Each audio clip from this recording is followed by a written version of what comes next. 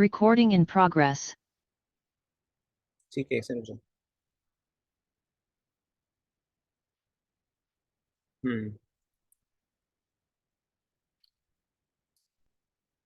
ठीक है। थोड़ा बहुत ना एटॉमिक स्ट्रक्चर आता है तुम लोग को?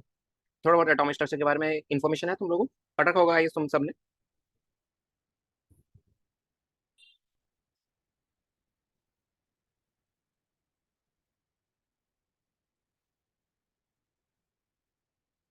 है ना?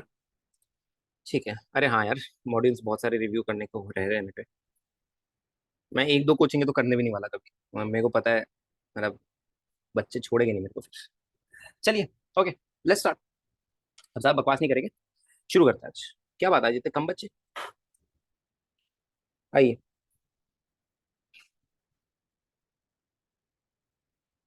Geometrical optics.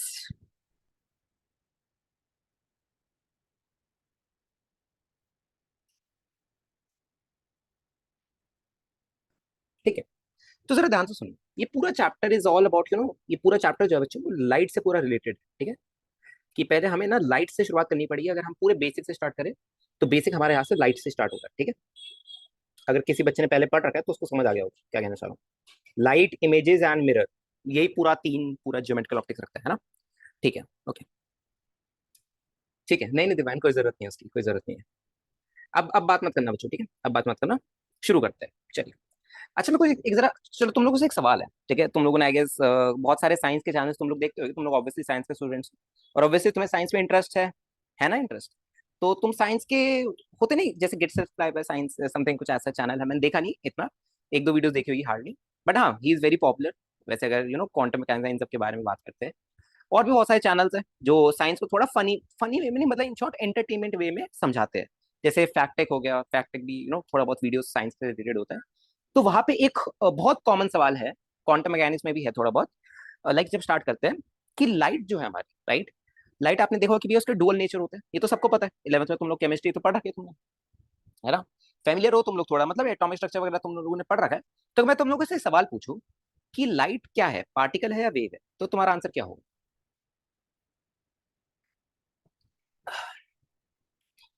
Both. Both, very good, शाबाश। पहली बात तो, अगर मैं ऐसा सवाल आपसे पूछ रहा हूँ, ठीक है, सबने कहा both, it's very good, but अगर मैं आपसे कभी ऐसा सवाल पूछ रहा हूँ कि यार इसमें से एक ही बताओ, ठीक है, तो वो सवाल ऑब्वियसली उसको कोई मतलब नहीं बनता सवाल का, वो यूजलेस क्वेश्चन है। ठीक है, अगर मैं आपसे कभी पूछूं कि यार लाइट मेरा वेव नेचर है, पार्टिकल नेचर है, तो तुम कहोगे कि भैया ऐसा कोई सवाल एग्जिस्ट ही नहीं करता, मतलब ऐसा सवाल। यार अब जैसे सवाल है, ठीक है, कि यार तुम्हारी बॉडी में दो ही हाथ क्यों है, बात समझ आ रही है आपको, है ना? या और भी ऐसे कुछ सवाल है जिनका आंसर ऐसा होता है, ठीक है, कि यार इसमें क्या आंसर करना, ठीक है। तो ये भी क्वेश्चन ऐसा ही है, ठीक है, कि यार लाइट डुअल ने, मतलब लाइट हमारा डुअल नेचर शो करता है, ये तो सबको पता है कि लाइट कुछ कुछ कैरेक्टरिस्टिक प्रॉपर्टीज होती है लाइट की, जो पार्टिकल नेचर को सपोर्ट करती है, कुछ कुछ वेव नेचर को सपोर्ट करती है, राइट? ठीक है, ओके। तो चलिए, लाइट की हमने शुरुआत कर ही दी है, अब जरा शुरू करते हैं, ठीक है? अच्छा, आइए सबसे पहले लाइट की डेफिनेशन लिख लेते हैं। मैं उतना बेसिक पे नहीं जा रहा, राइट, वो 8 9 की क्लास, वो ल्यूमिनस नॉन ल्यूमिनस उन सब पे नहीं जा रहा, मैं डायरेक्टली वेव नेचर और पार्टिकल नेचर से शुरुआत करता हूँ, ठीक है? ओके। आपको पता है कि ये जो लाइट है उसके दो नेचर होते हैं। आइए देखिए, तो ये लाइट हैज टू नेचर। पहला कौन सा नेचर होता है आपका? Particle nature.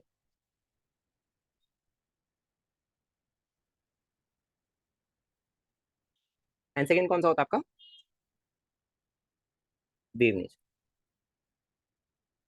ठीक है, चलिए मैं आपको थोड़ा सा ना रीडिंग करके बता देता हूँ कुछ कुछ चीजें, क्योंकि मैं इसलिए मैंने पीडीएफ खोल रखा है एक।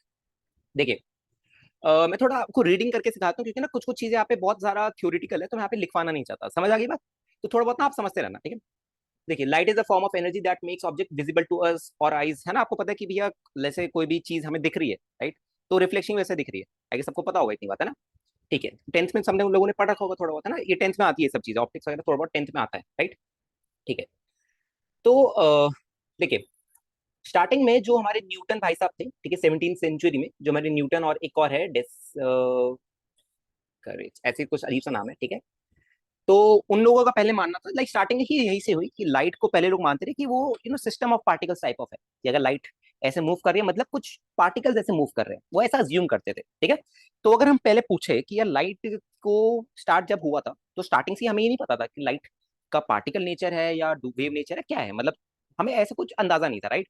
मतलब हमने जब शुरुआत की तो शुरुआत हमने पहले एक से की, फिर दूसरे साइंटिस्ट ने बताया कि नहीं यार ये वेव नेचर भी शो करता है। फिर किसी ने कहा ये यार देख ये वेव नेचर तो है, चल ठीक है, पर ये पार्टिकल नेचर भी शो करता है। तो फिर बाद में जाके साइंटिस्ट ने पूरा कंक्लूड किया, ठीक है, कि ये दोनों नेचर शो करते हैं। ऑलराइट, चलो ठीक है।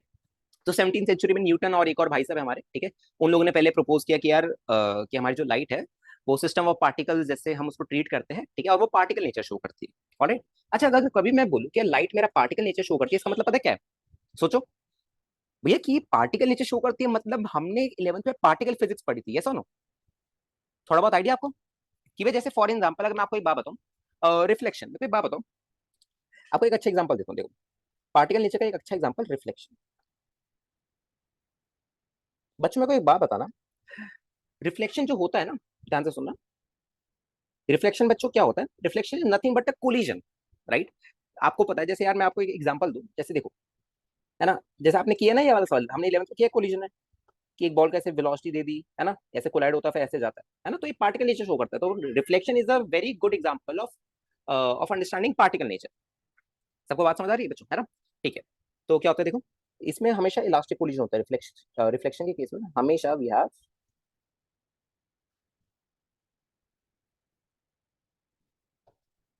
Elastic collision. Is this in clear बच्चों?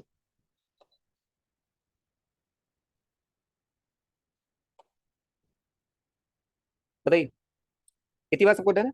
और ई ऑब्वियसली आप बनी लोगे, ई आपका हमेशा बनी होगा इसमें, ठीक है। रिफ्लेक्शन केस में आपका ई जो होगा हमेशा वो आपका बनी होगा। इतनी बात सबको डन है बच्चों?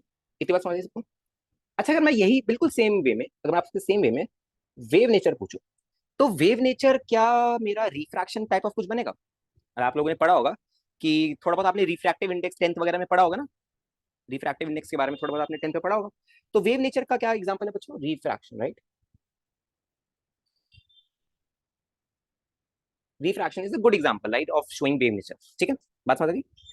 ऑल राइट, ठीक है। ठीक है, इतनी बात है ना सबको? चलो ठीक है, थोड़ा सा आगे भी देखते हैं। आप लोगों ने थोड़ा बहुत मैक्सवेल की इलेक्ट्रोमैग्नेटिक थ्योरी भी पढ़ी होगी कि इलेक्ट्रिक फील्ड और मैग्नेटिक फील्ड दोनों एक दूसरे के परपेंडिकुलर होती है ना, और वो दोनों म्यूचुअल परपेंडिकुलर, दोनों परपेंडिकुलर होती है लाइन ऑफ प्रोपगेशन के, है ना। ये सब चीज आएगा, ऐसे आपने एटॉमिक स्ट्रक्चर में 11th में पढ़े हुए है ना, इतना मैं अज्यूम करूँ कि आप लोगों ने थोड़ा बहुत एटॉमिक स्ट्रक्चर में पढ़ा होगा, ठीक है। चलिए ओके, इतनी चीज आएगी, सबको डन है, ठीक है। ठीक है, और रिफ्लेक्शन होता कब है? एक और पॉइंट लिख लो, रिफ्लेक्शन कब होता है बच्चों? जब आपकी लाइट की वेवलेंथ, अच्छा मेरे को एक और बात बताओ यार, एक और बताना, चलो आगे देखते हैं, बट आपको पता है कि लाइट की डिफरेंट वेवलेंथ हो सकती है ना? थोड़ा बहुत पता है ना आप लोगों को? मतलब इंफ्रारेड, और फिर हम लेफ्ट टू राइट जाते हैं तो क्या होता है, लैम्डा, लैम्डा, और राइट टू लेफ्ट आते हैं तो फ्रीक्वेंसी, राइट। ये सब थोड़ा बहुत आई गेस आइडिया होगा, है ना? तो थोड़ा बहुत आइडिया होना चाहिए, क्योंकि आपको अगर फंडामेंटल से समझना है इसको, राइट, वरना हम डायरेक्टली भी स्किप कर सकते हैं angle of incidence angle of reflection में, बट उसका कोई सेंस नहीं बनेगा। आइए आगे बढ़ते हैं। देखिए, एक चीज बच्चों ध्यान से सुनना, in any given medium, right बच्चों, किसी भी मीडियम पे, ठीक है, किसी भी मीडियम में maximum possible speed of a particle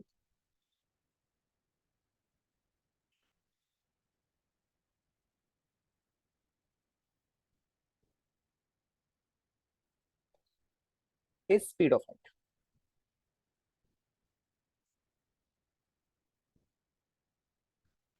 सही बच्चों, की बात क्लियर है कि किसी भी मीडियम पे एक पार्टिकल पे जो मैक्सिमम स्पीड हो सकती है वो स्पीड ऑफ लाइट के बराबर ही है। उससे ज्यादा हम, ये अजम्पशन है ऑब्वियसली, हो सकता है ज्यादा हो सकता है, मतलब हमें अभी नहीं, अभी अभी के हिसाब से हम इसको मानते हैं कि कि कोई भी चीज स्पीड ऑफ लाइट से तेज नहीं जा सकती, ठीक है। बट हाँ, बहुत सारी चीजें हो सकती है जो कि स्पीड ऑफ लाइट से तेज जा सकती है, ठीक है। तो टाइप ऑफ ही अजम्पशन ही आप इसको कह सकते हो कि हमारा अजम्पशन ही है, ठीक है। साइंटिस्ट ने अभी भी इतना कुछ ऐसा ऐसा फाइंड नहीं किया जो कि स्पीड ऑफ लाइट से ज्यादा जा सके। समझ आ रही है बातों को? ठीक है, ऑल राइट, ठीक है, इतनी बात आएगी, सबको डन है ना? ठीक है। और आपको स्पीड ऑफ लाइट की वैल्यू पता है सबको? ये तो 3 × 10⁸ मीटर पर सेकंड होता है, इतना पता है सबको, है ना? ठीक है, पर ये आता कहाँ से, पहले इसको देख लीजिए। आइए बच्चों, आपको जो सी होता है ना, जरा ध्यान से देखिए, सबसे पहले मैं आपको ये बता दूं, देखो, जब आपका सी होता है ना, वो आपका one one upon under root of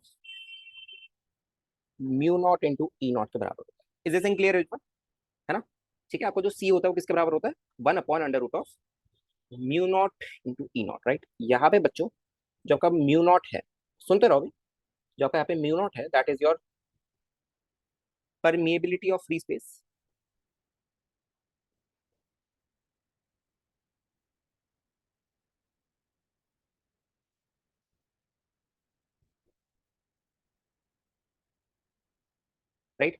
और आपका यहाँ पे जो ई नॉट है,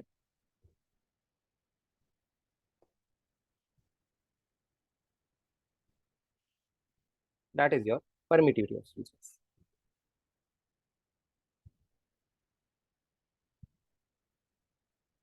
पहला लेक्चर थोड़ा सा रिटर्न है ज्यादा, तो थोड़ा सा आई गेस आपको बोरिंग लग सकता है, बट अगले लेक्चर में ज्यादा होगा। ठीक है, ओके, अभी रुक जाओ दीपा, अभी रुक जाओ। ठीक है, मतलब फ्री से मतलब आप वैक्यूम लोगे इसको, है ना, ये वैक्यूम है।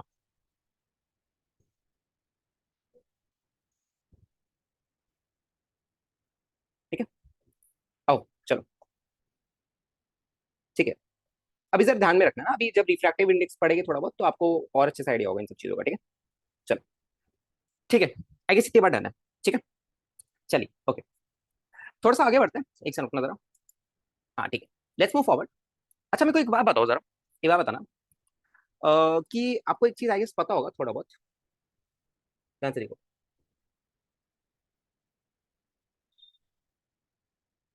कि जैसे, देखिए ध्यान से सुनना मेरी बात, राइट। बच्चों ध्यान से सुनना, अगर मैं कह रहा हूँ कि ये वाली डायरेक्शन मेरी ई वेक्टर इलेक्ट्रिक फील्ड की है, तो ये वाली डायरेक्शन में क्या हो जाएगी, इसके परपेंडिकुलर मैग्नेटिक फील्ड की। और ये क्या होगा बच्चों, देखो, ये वाली जो डायरेक्शन होगी, आप लोगों ने एटॉमिक स्ट्रक्चर में पढ़ा होगा यार इसके बारे में ना, पढ़ा होगा आप लोगों ने। ये वाली जो डायरेक्शन होगी ना मेरी, कौन सी वाली डायरेक्शन, ये राइट वाली, ये कौन सी डायरेक्शन आपकी, डायरेक्शन ऑफ प्रोपागेशन, राइट।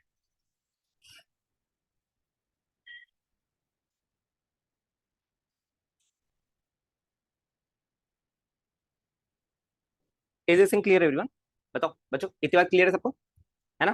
ठीक है, और एक और चीज जरा नोट करना, ये नहीं पढ़ा है बच्चे थोड़ा सा ना, चैतन्य बच्चे थोड़ा सा ना एटॉमिक स्ट्रक्चर नहीं पढ़ा है बच्चे। कैसे नहीं पढ़ा होगा, ये नहीं पढ़ा क्या आप लोगों ने, देखो ऐसे ऑसिलेट करते हैं इलेक्ट्रिक फील्ड और magnetic field perpendicular to each other, ये नहीं पढ़ा बच्चे 11th में, ये कैसे हो सकता है, क्या बात है, नहीं पढ़ाया जाता क्या। मेरे को तो नहीं यार लगता, नहीं कि नहीं पढ़ाया जाता, शायद पढ़ाया जाता है 11th में एटॉमिक स्ट्रक्चर में। मैक्सवेल की इलेक्ट्रोमैग्नेटिक थ्योरी नहीं पढ़ाई जाती, तुम लोग को नहीं पढ़ाया क्या दीपान, तुम नहीं पढ़ाया क्या तुम लोग को मैक्सवेल की इलेक्ट्रोमैग्नेटिक थ्योरी। बच्चे कह रहे नहीं पढ़ाया, क्या बात कर रहे हो यार, एटॉमिक स्ट्रक्चर में तुम्हें नहीं पढ़ाया क्या। ऐसा तो नहीं हो सकता यार, मतलब जितना मेरे को पता है कि एटॉमिक स्ट्रक्चर में तो थोड़ा बहुत करा ही जाता है। I don't think so.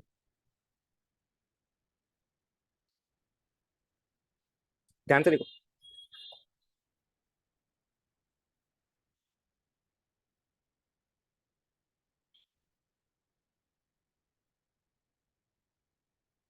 रुको,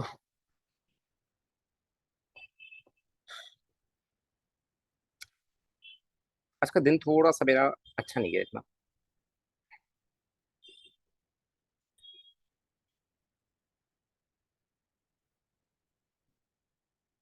ठीक है, बाद में देख लूंगा, हाँ बच्चे एक बार ना जाके देख लेना, ठीक है, आप लोग ना एटॉमिक स्ट्रक्चर में जाके थोड़ा सा जाके देख लेना, ठीक है। क्योंकि ना मैं यहाँ पे बताऊंगा टाइम वेस्ट होगा, बिकॉज मेरे को ना एक्चुअली मैं आपको क्या बात कहना चाह रहा हूँ, देखो पूरा चैप्टर हमारा लाइट से रिलेटेड, तो मैं लाइट के कुछ फंडामेंटल्स आपको बता रहा हूँ। अब अगर मैं इसमें ज्यादा डीप डाइव करूंगा ना, तो फिर हमारा मेन कॉन्सेप्ट चल जाएगा, क्योंकि इलेक्ट्रोमैग्नेटिक थ्योरी मैक्सवेल की जो है थोड़ा सा उसमें बड़ा है, थोड़ी सी बड़ी चीज है ना, तो आपको थोड़ा बहुत आइडिया आपको होना चाहिए पहले से। ओके ठीक है, तो मेरे को बात बताओ बच्चों, यहाँ पे एक चीज होती है कि आपका जो इलेक्ट्रिक फील्ड और ये मैग्नेटिक फील्ड, ठीक है, अच्छा मैं लिखवा दूं एक बार जिन बच्चों को नहीं पता, वैसे हम इलेक्ट्रो पढ़ के आए तो आपको ये तो पता होगा कि भाई ये तो मेरी इलेक्ट्रिक फील्ड है, राइट। और ये क्या होती है बच्चों मेरी मैग्नेटिक फील्ड। सबको बात क्लियर है बच्चों, है ना। ठीक है ओके, और बच्चों हमेशा याद रखना कि जो ई बाय बी का रेशो होता है ना हमेशा, ठीक है, ये आपका किसके बराबर होता है हमेशा, ई बाय बी का जो रेशो होता है आपका वो हमेशा सी के बराबर होता है। ठीक है, कुछ कुछ पॉइंटर्स है छोटे छोटे, इनको आपको दिमाग में रखना है।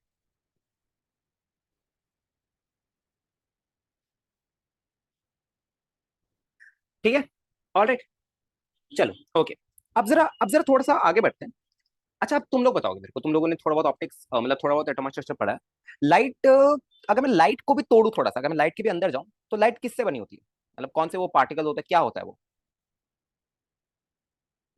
ठीक है, मेरे को पता है light is a form of energy, but light किससे बनी होती है, वो छोटे छोटे पैकेट्स ऑफ एनर्जी क्या होता है, क्या कहते हैं उनको, फोटॉन्स, वेरी गुड है, फोटॉन्स, शाबाश।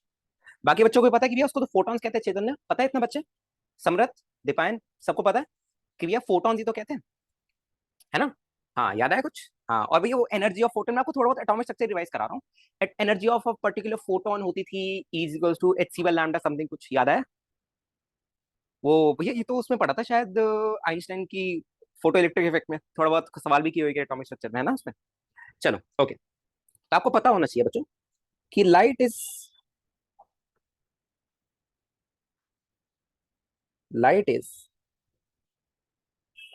Form of light is made of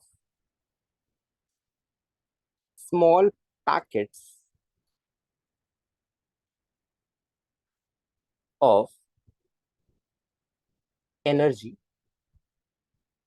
called photons, right? सबको इतनी बात क्लियर है ना?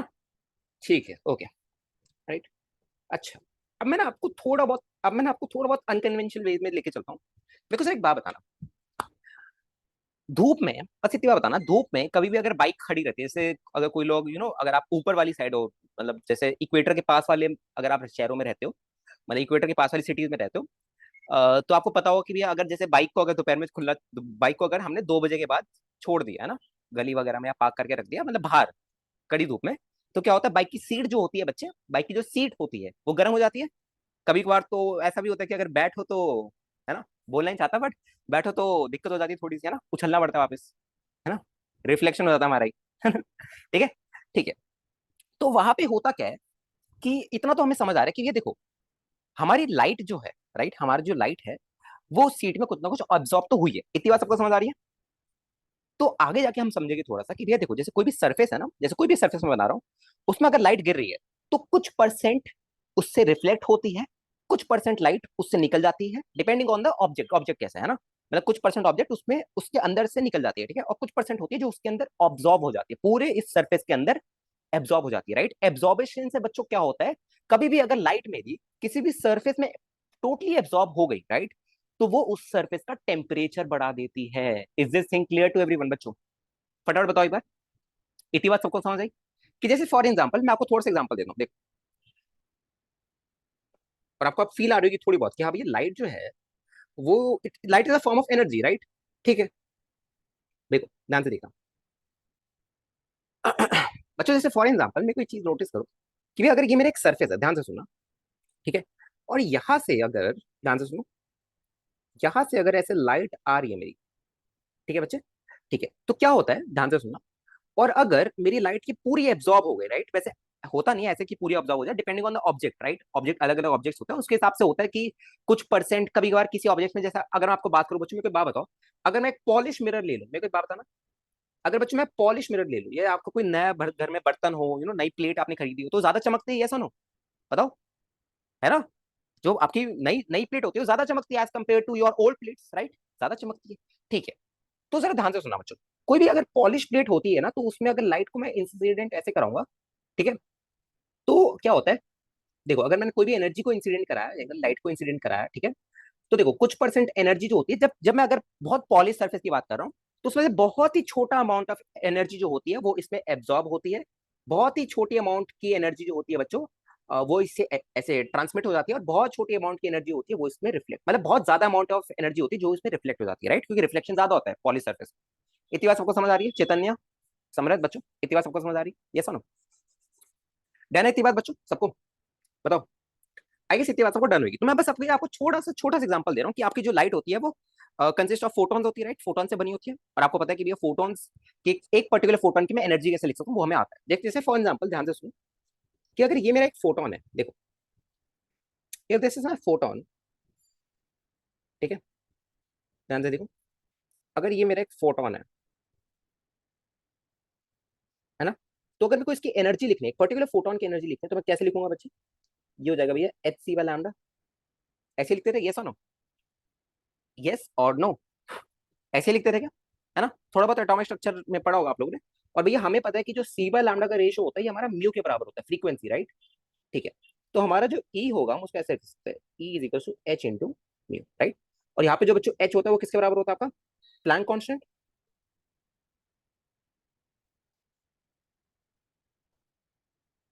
प्लैंक्स कांस्टेंट है ना।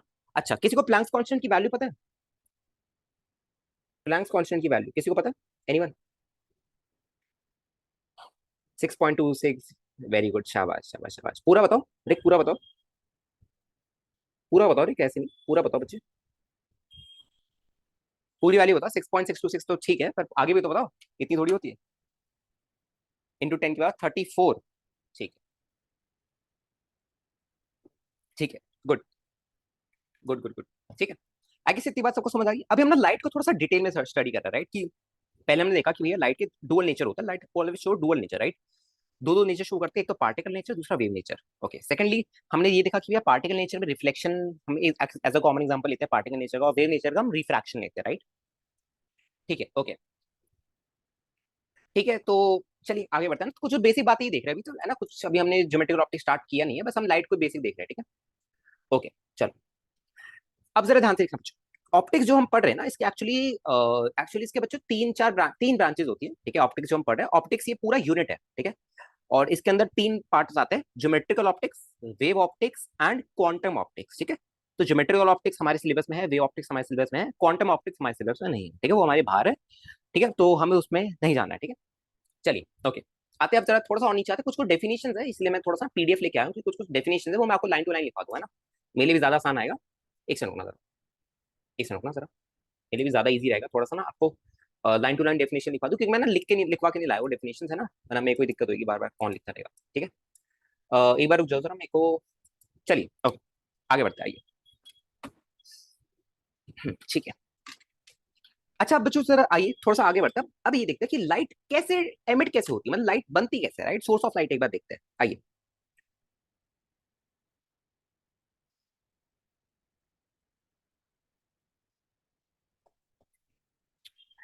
तुम लोगों को अगर थोड़ा बहुत एटॉमिक स्ट्रक्चर नहीं आता ना, तो थोड़ी बहुत दिक्कत हो सकती है क्लास में आज की, क्योंकि ना थोड़ा बहुत एटॉमिक स्ट्रक्चर से रिलेटेड है थोड़ी बहुत आज की क्लास में, मॉडर्न फिजिक्स एटॉमिक स्ट्रक्चर से थोड़ी बहुत। बच्चों आप लोगों को थोड़ा बहुत आइडिया है? मेरे को सर एक बात बताना कि भैया एनर्जी लेवल्स हुआ करते थे, बोर मॉडल आप लोगों ने अगर पढ़ा होगा, बोर मॉडल, तो वहां पे आपने पढ़ा होगा कि भैया एनर्जी लेवल्स होते हैं। पढ़ा है? याद है कुछ? हाँ भैया, ये तो पढ़ा है। चेतन ने बच्चे पढ़ा है कुछ इसके बारे में? एनर्जी लेवल्स हुआ करते हैं बोर मॉडल में। हाँ भैया, वेरी गुड, शाबाश, है ना? सबको पता है, तो अब मजा आएगा देखना। बच्चों, लाइट जो होती है ना, सोर्स ऑफ लाइट, अगर हम पूछे कि यार लाइट कहाँ से आ रही है, ठीक है?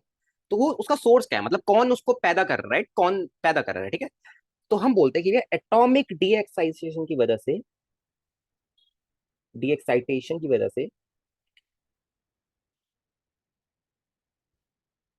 मेरी जो होती है वो लाइट निकलती है, राइट? लाइट की एनर्जी निकलती है, ठीक है? ओके, अब जरा ध्यान से देखिए, ध्यान से सुनना बच्चों, मेरी बात है ना। आप लोगों ने थोड़ा बहुत हाइड्रोजन स्पेक्ट्रम पढ़ा होगा,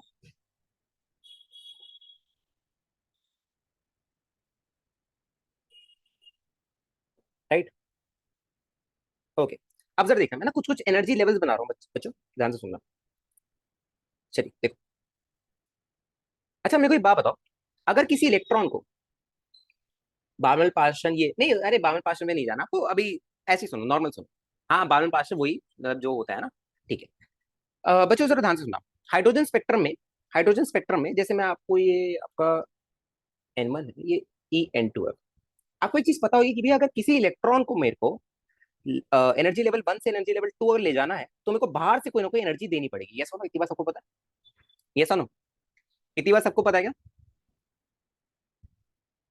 कि भैया अगर मेरे को इस इलेक्ट्रॉन को, राइट, अगर मेरे को इस इलेक्ट्रॉन को, ध्यान से सुनना, अगर इलेक्ट्रॉन मेरा इनिशियली इस एनर्जी लेवल में, राइट, अगर मेरे को इस दूसरे एनर्जी लेवल में ले जाना है जो कि इसके ऊपर है, राइट, जिसकी एनर्जी ज्यादा है इस N1 से, तो मेरे को क्या करना पड़ेगा? मेरे को और बाहर से क्या करना पड़ेगा बच्चों? बाहर से एनर्जी देनी पड़ेगी इस इलेक्ट्रॉन को, तभी ऊपर एक्साइट होगा और फिर इस लेवल में आ जाएगा। ये सुनो, इस एनर्जी लेवल में आ जाएगा। इतनी बात सबको समझ आ रही है? ठीक है। अब अगर मैं आपसे पूछूं कि यार अगर इसका उल्टा हो जाए, इसका उल्टा भैया मतलब कि अगर मेरा इलेक्ट्रॉन, ध्यान से देखो, कि भैया अगर मेरा इलेक्ट्रॉन ऊपर से नीचे टपक जाए, राइट, अगर मेरा इलेक्ट्रॉन बच्चों ऊपर से नीचे टपक जाए तो क्या होगा? देखो सोचो कि भाई अगर मेरे को इलेक्ट्रॉन को नीचे से ऊपर ले जाना है एनर्जी लेवल में, तो मेरे को एनर्जी देनी पड़ती है, राइट? पर अगर मेरा इलेक्ट्रॉन ऊपर से नीचे आएगा, है ना, आपको पता है ना कि इलेक्ट्रॉन की सेम एनर्जी होनी चाहिए इस लेवल के अबाउट, है ना? सब समझ आ रही है सबको बात? तो अगर भैया मेरा जो इलेक्ट्रॉन है, अगर वो हाइयर एनर्जी लेवल से लोअर एनर्जी लेवल आएगा तो क्या करेगा, एनर्जी को रिलीज करेगा। इतनी बात सबको पता है ना। तो क्या करेगा बच्चों, ये जो है मेरा इलेक्ट्रॉन, ये ऐसे एनर्जी को रिलीज करेगा, राइट, रिलीजेस एनर्जी।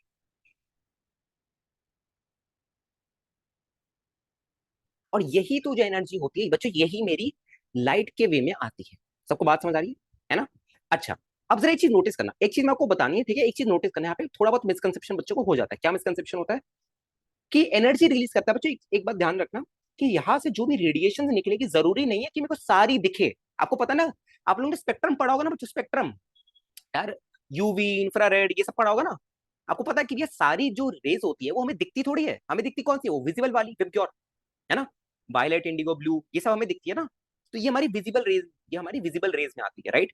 तो ऐसा जरूरी नहीं है बच्चों, ऐसा जरूरी नहीं है कि यहाँ से जो एनर्जी एमिट हो रही है, राइट, यहाँ से जो रेडिएशन एमिट हो रही है वो हमें दिखे ही दिखे, सारी एनर्जी हमें दिखे, राइट, सारी रेडिएशन हमें दिखे, ऐसा जरूरी नहीं। ऑब्वियसली हमें कौन सी दिखेगी, ऑब्वियसली जो हमारे विजिबल रेंज में, ऑब्वियसली, है ना, सबको पता है कि विबग्योर, लाइक यही वाली चीज हमें दिखने वाली है। Is this in clear everyone? इतनी बात सबको समझ आई? फटाफट इतनी बात बताइए जरा, बताओ बताओ बताओ बच्चों, इतनी बात बताओ, समझ आया सबको, इतनी बात अच्छे से क्लियर है? अच्छा, तो क्या मैं एक चीज ऐसे लिख सकता हूँ कि भैया मेरे को पता है कि इसने जो एनर्जी रिलीज की हुई है फोटोन के वे में की हुई है ना, फोटोन ही तो है पैकेट ऑफ एनर्जी, राइट। ठीक है, तो क्या मैं ऐसा कुछ लिख सकता हूँ कि भैया इनका जो एनर्जी डिफरेंस होगा, देखो, क्योंकि ऊपर से नीचे आने में, देखो, ऊपर से नीचे आने में उसने इतनी एनर्जी रिलीज की होगी जितना उसका एनर्जी डिफरेंस होगा। बात समझ आ रही है? तो देखो, अगर मैं ऐसे लिखूं कि भैया देखो, minus is equals to H C by lambda, तो क्या कुछ गड़बड़ है क्या इसमें, कुछ दिक्कत है क्या इसमें, किसी को कोई दिक्कत इसमें? ऑब्वियसली नहीं, राइट। ठीक है, ओके, इतनी बात आएगी, सबको क्लियर है ना। तो ये छोटी छोटी बातें जो मैं आपको बता रहा हूँ, ओके, ठीक है। अब हमें बस बच्चों देखो, अब बात आती है कि भाई यहाँ पे कौन सी रेडिएशन निकलेगी, वो कैसे डिपेंड करता है, राइट। वो पूरा डिपेंड करता है बच्चों कौन सी वेवलेंथ का फोटोन निकल रहा है। आपको पता है ना कि भैया फोटोन की जो एनर्जी है उसमें एक टर्म आती है एच सी बाय लैम्डा करके, है ना, तो यहाँ पे वेवलेंथ की भी एक टर्म आ रही है। सबको बात समझ आ रही है बच्चों? ठीक है, ओके, तो एक चीज नोटिस करना यहाँ पे जरा ध्यान से सुनो कि देखो बच्चों, डिपेंडिंग ऑन वेवलेंथ, ध्यान से सुनो, depending on wavelength of photon, right, depending on wavelength of photon, ठीक है, depending on wavelength of photon, हमें different type of electromagnetic radiation हमें दिखती है। सबको इतनी बात समझ आ रही है, डिफरेंट टाइप ऑफ रेडिएशन दिखती है, सबको इतनी बात समझ आ रही है ना।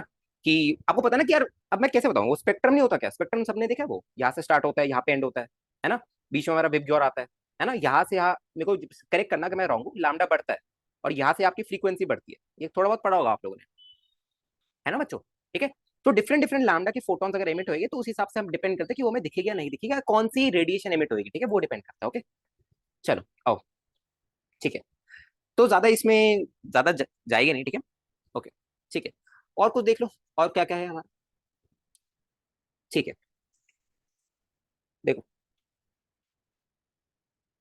ओनली विजिबल रेज, राइट, जो हमारा वेबग्योर वाला सेक्शन है ना वही हमें दिखता है, ठीक है, और उसी को हम बच्चों क्या बोलते हैं, लाइट सोर्स।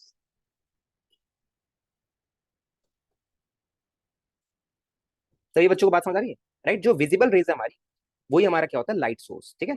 तो यहां से हमारा पूरा हमने बिल्कुल फंडामेंटल वे से देखा, पहली बात ये भैया लाइट के डुअल नेचर होते हैं, फिर हमने देखा कि लाइट कहाँ से आ रही है, राइट, उसका पैदा कहाँ से होती है लाइट, ठीक है। तो हमें पता चला कि भैया एटॉमिक डी एक्साइटेशन की वजह से हमारी जो लाइट होती है, मतलब हमारा जो फोटोन होता है वो निकलता है, ठीक है, और आपको पता है फिर तो आगे की कहानी है ना, एनर्जी रिलीज होती है, ठीक है, और बस फिर हमारी जो डिपेंडिंग ऑन द वेवलेंथ हमारी फिर लाइट एमिट होती है, राइट। ठीक है, और उसमें से जो हमारा विजिबल रेंज होती है ना हमारी, आपको पता हो विबग्योर वाली, है ना। अगर मैं उसमें लैम्डा पे दिखाना चाहूँ तो लैम्डा बच्चों ऐसा होता है, देखो, पढ़ा होगा आप लोगों ने थोड़ा बहुत, है ना। लैम्डा आपका देखो, लैम्डा आपका होता है 3600 एमस्ट्रॉन्ग से लेके 7200 एमस्ट्रॉन्ग, कुछ इतनी रेंज होती है आपकी विजिबल रेज की। मतलब इसके अंदर अगर वेवलेंथ आई मेरी तो मेरे को वो दिखने वाली है कि वो एमिट हो रहा है, मेरे को लाइट दिखेगी फिर प्रॉपरली, ठीक है बच्चों। और वो ऑब्वियसली एग्जैक्ट लैम्डा पे डिपेंड करता है कि मैं कौन से कलर की लाइट दिखेगी, तो एग्जैक्ट लैम्डा पे डिपेंड करता है। ओके, ये तो एनसीईआरटी की लाइन है, एनसीईआरटी की लाइन है ठीक है, हाँ एनसीईआरटी की लाइन है। अब यार थोड़ा बहुत ना बेसिक बताना पड़ रहा है, वरना ना कुछ मिस ना हो जाए, बस मेरे को ये चाहिए कुछ मिस ना हो जाए अपना, ठीक है। और रुको जरा, मुझे एक बार देखने दो। ठीक है, सही जा रहे हैं। ठीक है, ये बात हो गया ना, कुछ कुछ छोटे छोटे पॉइंटर्स है, बस मेरे को वही बताने हैं आपको लाइट से रिलेटेड, ठीक है, ज्यादा उसमें जान नहीं आई। चलिए, लेट्स मूव फॉरवर्ड, थोड़ा सा आगे बढ़ते हैं। चलो, अब मेरे को, अब मेरा थोड़ा सा ना पीडीएफ से काम है, तो एक बार मैं पीडीएफ ओपन कर लूँ। ठीक है, ओके। आइए सबसे पहले आते हैं कुछ लॉज पे, ठीक है, कुछ इंपॉर्टेंट लॉज है इसके ऊपर, उसको एक बार डील कर लेते हैं, ठीक है, समझते हैं एक एक लॉज को। आइए, फंडामेंटल लॉस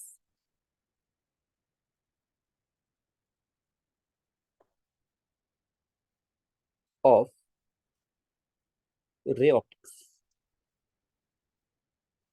और रे ऑप्टिक्स और ज्योमेट्रिकल ऑप्टिक्स, ठीक है, ओके। आइए, let's talk about law number one, first law.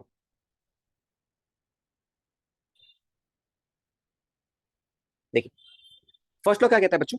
Law of rectilinear propagation of light, law of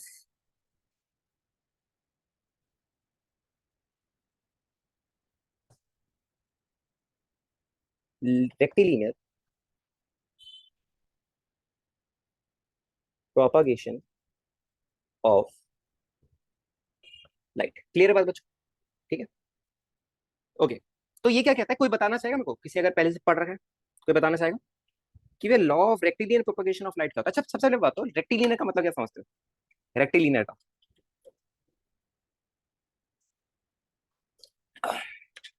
rectilinear motion का मतलब क्या समझते हो बताओ? 11th में पढ़ा था, 1D मोशन, रेक्टिलिनियर मोशन, कुछ ऐसा पढ़ा था ना। बहुत जगह आपको लैंग्वेज में भी दिखा होगा क्वेश्चन में, पार्टिकल परफॉर्मिंग रेक्टिलिनियर मोशन। अरे क्या बात है, आज लेट ज्वाइन किया, ऑप्टिक स्टार्ट हो गया। स्ट्रेट लाइन मोशन, शाबाश, straight line motion, very good. ठीक है, ओके। तो जरा ध्यान से देखिए, इसकी लैंग्वेज एक बार लिख लीजिए, ठीक है, okay, straight line motion, very good. देखिए, इसकी लैंग्वेज एक बार लिख लीजिए, ठीक है, थोड़ा बहुत ना वो लैंग्वेज वाला काम है, इसलिए मैं ना आराम आराम से कर रहा हूँ, ठीक है, okay. It states that it states that it states that line propagates in straight line in given medium, right, in a same medium, right, same medium, okay. अभी इसको समझते हैं क्या है इसका, ठीक है, रिफ्रैक्टिव इंडेक्स का मेन रीजन है। सुनिएगा अभी, जरा ध्यान से सुनिए क्या कह रहा है। It states that line propagates in straight line, line propagates in straight line, right. पर यहाँ पे आपके ये लाइन कंप्लीट नहीं होती, फॉर सेम मीडियम। अच्छा, कोई मेरे को रीजन बताना चाहेगा कि ये ऐसा सेम मीडियम क्यों बोला गया? तो मीडियम मतलब क्या होता है? मीडियम मतलब समझ गए कि भैया जैसे हवा पानी है, तो दोनों डिफरेंट मीडियम्स हो गए, राइट। ठीक है, सबको आई गेस मीडियम तो आई गेस थोड़ा बहुत पता होगा ना, जैसे, हाँ। तो आर्य ने सही कहा कि भैया इसका मेन रीजन है रिफ्रैक्शन। आप लोगों ने 10th में पढ़ा होगा रिफ्रैक्टिव इंडेक्स के बारे में, कि अगर ये एयर है, ये पानी है ना, तो लाइट ऐसे बेंड हो जाती है। वो पेंसिल का एग्जाम्पल दिया होगा 10th वगैरह में, है ना। ठीक है, ओके। तो अगर बच्चों ये कह रहा है आपसे, ये लाइन क्या कहना चाहती है, जरा ध्यान से देखिए, कि अगर जैसे मैं फॉर एग्जाम्पल, अगर मैं यहाँ पे if I take 2 points, I have point number A and this is my point number B, ठीक है। तो आपसे ये कहा जा रहा है बच्चों कि अगर ये दोनों ए और बी पॉइंट्स अगर मेरे सेम मीडियम में है, right, for a same medium, तो मेरी जो लाइट ए से भी ट्रैवल करेगी वो बिल्कुल स्ट्रेट लाइन में ट्रैवल करने वाली है। Is this in clear to everyone बच्चों? इतनी बात बताओ, समझ आई बात सबको?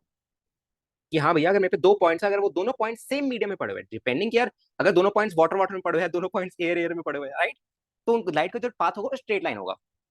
सबको इतनी बात समझ आ रही है बच्चों, है ना? ठीक है, ओके। तो ये आपका पहला लॉ ऑफ बनता है ऑफ री ऑप्टिक्स, ठीक है, कि लाइन आपकी, की लाइट होती है आपकी, वो हमेशा स्ट्रेट लाइन में ट्रैवल करती है फॉर सेम मीडियम, ठीक है। अगर दोनों पॉइंट्स मतलब जहां से जहां लाइट को जाना है, अगर वो दोनों पॉइंट्स सेम मीडियम में लाई करते हैं, तभी मेरी लाइन स्ट्रेट लाइन में ट्रैवल करेगी। वरना क्या होगा, वरना जैसे अगर मैं आपको बताऊं, आप लोगों ने आगे से थोड़ा बहुत पढ़ रखा होगा कि भैया, जैसे अभी आपको ना थोड़ा बहुत फॉर्मेट्स प्रिंसिपल पढ़ाऊंगा, तो थोड़ा बहुत काइनेमैटिक्स को रिविजिट करेगा, आपको थोड़ा बहुत और मजा आएगा, सुनेगा तो। कि भैया जैसे ये हमें पता है कि हमने 10th वगैरह में पढ़ रखा है थोड़ा, कि मीडियम चेंज होते ही ये जो लाइन है हमारी, राइट, ये स्ट्रेट लाइन पाथ छोड़ के कुछ हल्का सा डेविएट हो जाती है, राइट, हल्का सा इसका जो पाथ होता है वो चेंज हो जाता है ना, due to change in medium, right. हम इसको बोलते हैं कि मीडियम नंबर 1 है, ये मेरा मीडियम नंबर 2 है ना। तो डिपेंडिंग ऑन कि कौन डेंसिटी कौन सा वो है, ठीक है, उस पर डिपेंड करता है, वो आगे पढ़ेगी हम, ठीक है, कि हमारी जो लाइट है वो कैसे बेंड हो रही है। सबको इतनी बात क्लियर है? ठीक है, ओके। तो ये था हमारा बच्चों फर्स्ट लॉ, जो कि क्या कहता है, law of rectilinear propagation of light, कि अगर दो पॉइंट सेम मीडियम में है तो उनके बीच में जो लाइट ट्रैवल करेगी वो स्ट्रेट लाइन में ट्रैवल करेगी। इतनी बात क्लियर है बच्चों? अच्छा, सेकंड काफी इंपॉर्टेंट पॉइंट है, सुनेंगे इसको। और यही जो सेकंड पॉइंटर है ना बच्चों, यही डिफरेंस क्रिएट करता है आपका रे ऑप्टिक्स और वेव ऑप्टिक्स में। ठीक है, सुनेंगे जरा। Law of independence of light rays, law of independence of light rays. ठीक है, ये क्या कहता है बच्चों, कि जैसे अगर दो, जैसे फॉर एग्जाम्पल अगर दो लाइट रेज, यू नो अगर एक दूसरे को दो लाइट रेज कनेक्ट कर रही है, जैसे कनेक्ट इंटरसेक्ट कर रही है टाइप ऑफ, कि जैसे एक लाइट रे है ऐसे, एक लाइट रे ऐसे है। ठीक है, तो इसके बारे में हम बात करना चाहते हैं कि अब इसमें क्या कुछ बदलाव होगा भी या नहीं होगा। देखिए क्या कहना चाह रहा है, कि अगर बच्चों देखो, इट स्टेज दैट, मैं लैंग्वेज अगेन लिखवा देता हूँ। It states that, it states that rays, light rays do not disturb,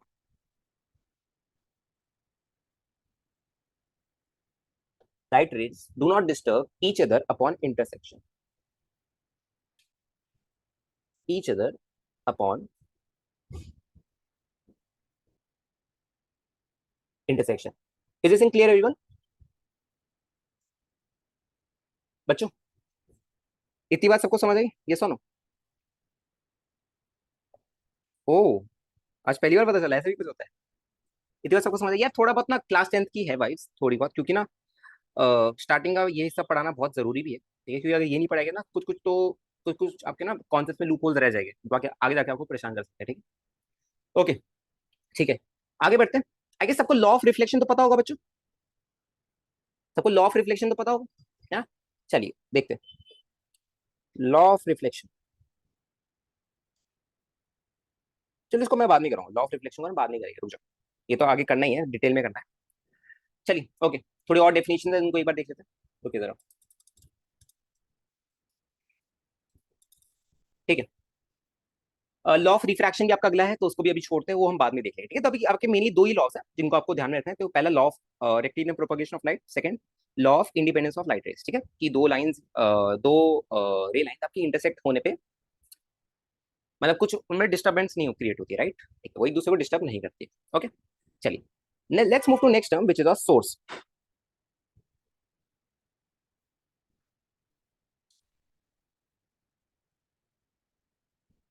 source, आइए, अब सोर्स क्या होता है, राइट? सोर्स क्या होता है, सिंपल सी बात की भैया, जो भी बॉडी, अगर जैसे कोई भी ऑब्जेक्ट है अगर वो लाइट एमिट कर रहा है तो मैं उसको बोल दूंगा कि सोर्स है। जैसे मैं कोई बात बताऊं, बल्ब जो है, क्या बल्ब एक सोर्स का एग्जांपल है? ये सुनो, बल्ब जो है क्या वो एक सोर्स का एग्जांपल है? बल्ब हो गया, ट्यूबलाइट हो गया, और कौन कौन सा है सोर्स का एग्जांपल, बताओ? और कौन कौन सा एग्जांपल सोर्स का, और कोई एग्जांपल है सोर्स का?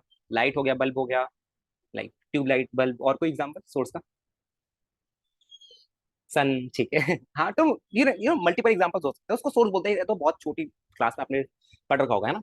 ठीक है, ओके, तो इसको लिखवाने की जरूरत, चलो एक बार लिख ही लो, कोई दिक्कत नहीं, अब लिख ही रहे सारे तो अब लिख ही लो, है ना? कोई दिक्कत नहीं है, लिख लो, कोई दिक्कत नहीं। रुको, अब सारी डेफिनेशन लिख ही रहे तो ये भी लिख ही लो, किस क्यों क्यों जाना है इसको, है ना? A body which emits light is called source. ठीक है, a body which emits light is called source. मैं इस कॉल्ड नहीं लिख रहा, बस इतना ही ठीक है। A body which emits light, ये आपकी सोर्स बन जाता है। क्लियर है बात? अच्छा, अब जरा ध्यान से सुनना मुझे, एक चीज जरा ध्यान से सुनना, रुको।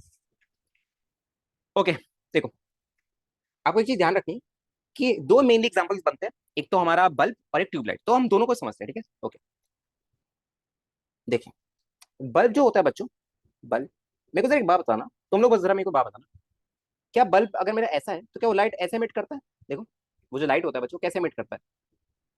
ऐसे एमिट करता है, ये सुनो, ऐसे, इन ऑल डायरेक्शंस, राइट?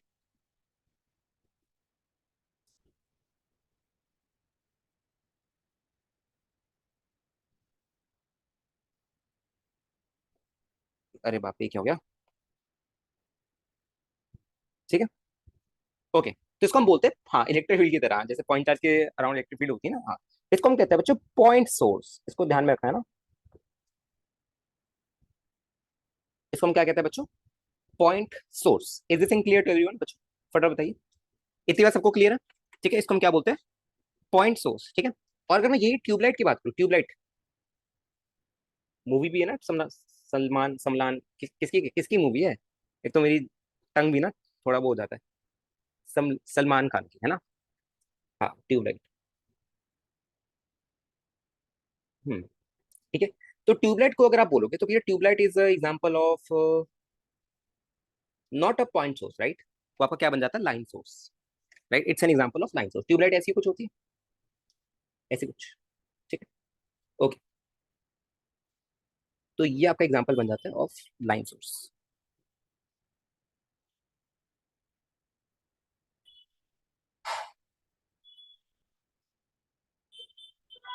एक सेकंड और।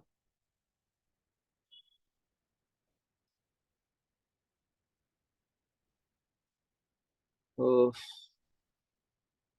ठीक, ठीक है बच्चों, ये आपका एग्जांपल होता है किसका? Line source.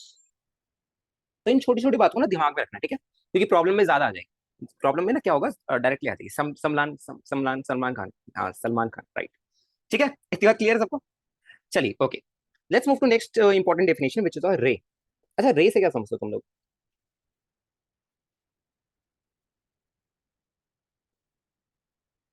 रे क्या समझते हो बच्चों रे से?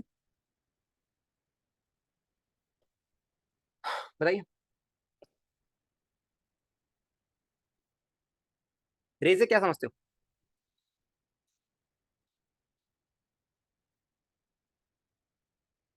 क्या क्या समझते हो? एक्सरे टाइप कुछ? अरे नहीं मेरे भाई, line of extended infinity in one direction, okay. ठीक है, चलिए इसकी भी एक नॉर्मल सी डेफिनेशन वो भी लिख लेते हैं, आइए। The straight line path,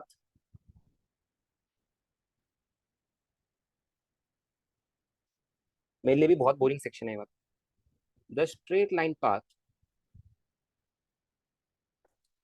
along which along which the light travels between 2 points. The light travels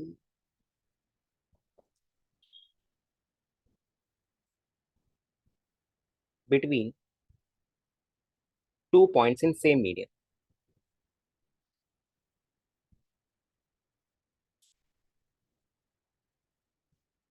ठीक है बच्चों, इतनी बात समझ आई सबको? ठीक है, ओके। चलो ठीक है, तो मेरे को बात बताओ, जैसे यार फॉर एग्जाम्पल अभी हमने देखा नहीं कि भैया जैसे फॉर एग्जाम्पल अगर ये मेरा पॉइंट ए है, सेम मीडियम की बात कर रहा है ना, और ये मेरा पॉइंट बी है, ठीक है, तो रे को हम कैसे रिप्रेजेंट करते हैं? रे क्या होगा बच्चे मेरा? ऐसे, इसको हम बोलते हैं अ रे। ये सब डेफिनेशन आएगा आप लोगों ने यार 10th में पढ़ी होगी मेरे हिसाब से, जितना मेरे को आइडिया है। वहाँ पे कौन सा चैप्टर होता है 10th में? लेंस करके चैप्टर होता था क्या, जितना मेरे को याद है? लेंस करके कोई चैप्टर हुआ करता था 10th में, तो वो है आपका रे, है ना? रे आई गेस वहां पे आपने पढ़ा होगा, तो इसको बोलते हैं अ रे, एक रे है। Is this in clear everyone? बताओ जरा, इतनी बात सबको डन है बच्चों? चलो फटाफट नोट इट डाउन।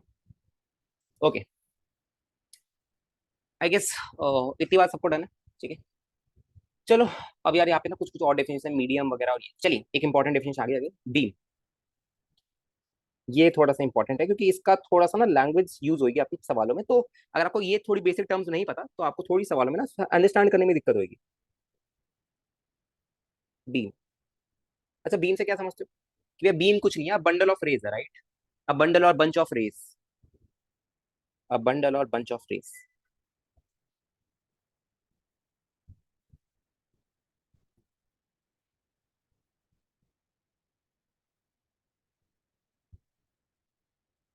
राइट? इसी को आप बीम कह देते हो, क्लियर है बात? अब देखो बच्चों, बीम ना बहुत प्रकार की होती है, इसको अभी ध्यान से देखिए, आइए देखिए। सबसे पहला, बीम के ना 3 प्रकार होते हैं। पैरेलल बीम, आइए देखिए।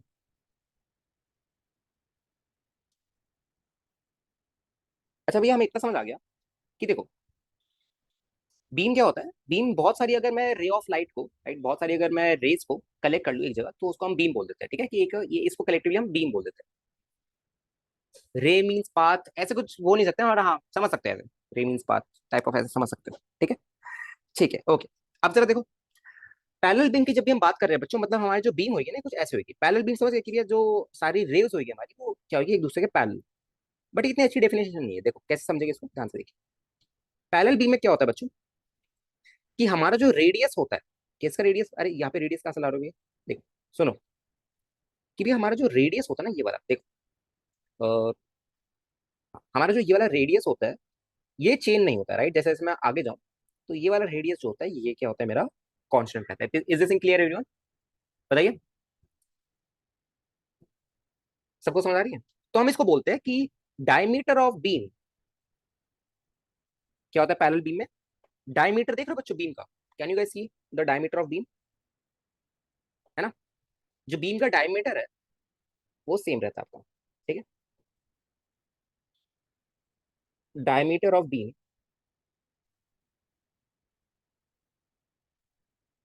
Remain same. Is this in clear to guys, बच्चों बताओ, इतनी बात सबको क्लियर है ना। ठीक है, ओके। चलिए सेकंड पे आते हैं, कन्वर्जेंट बीम। आइए,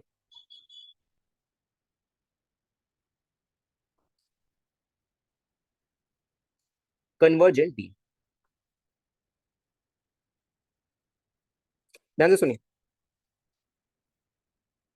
अब आई गेस आपको समझ आ गया ना, कन्वर्ज मतलब समझ रहे हो, कन्वर्ज का मतलब क्या समझते हो, कन्वर्ज करना। तो सोचो, कन्वर्ज करने से क्या समझते हो तुम लोग। कन्वर्ज का मतलब और डाइवर्ज का मतलब समझते हो, दोनों का दोनों में डिफरेंस मिलना, वेरी गुड शाबाश। और डाइवर्ज का मतलब क्या होता है, मिल, और एक डाइवर्ज का मतलब क्या होता है, डाइवर्ज, डाइवर्ज, है ना, मतलब समझ गए क्या, अलग होना, शाबाश वेरी गुड। तो रिक ने जैसा बोला कि भैया कन्वर्जन की अगर बात करें मतलब सारी रे मेरे की एक जगह मिल रही होगी, डेफिनेटली, है ना। हाँ, चैतन्य चैतन्य ने तो कोई और डेफिनेशन बोल दी।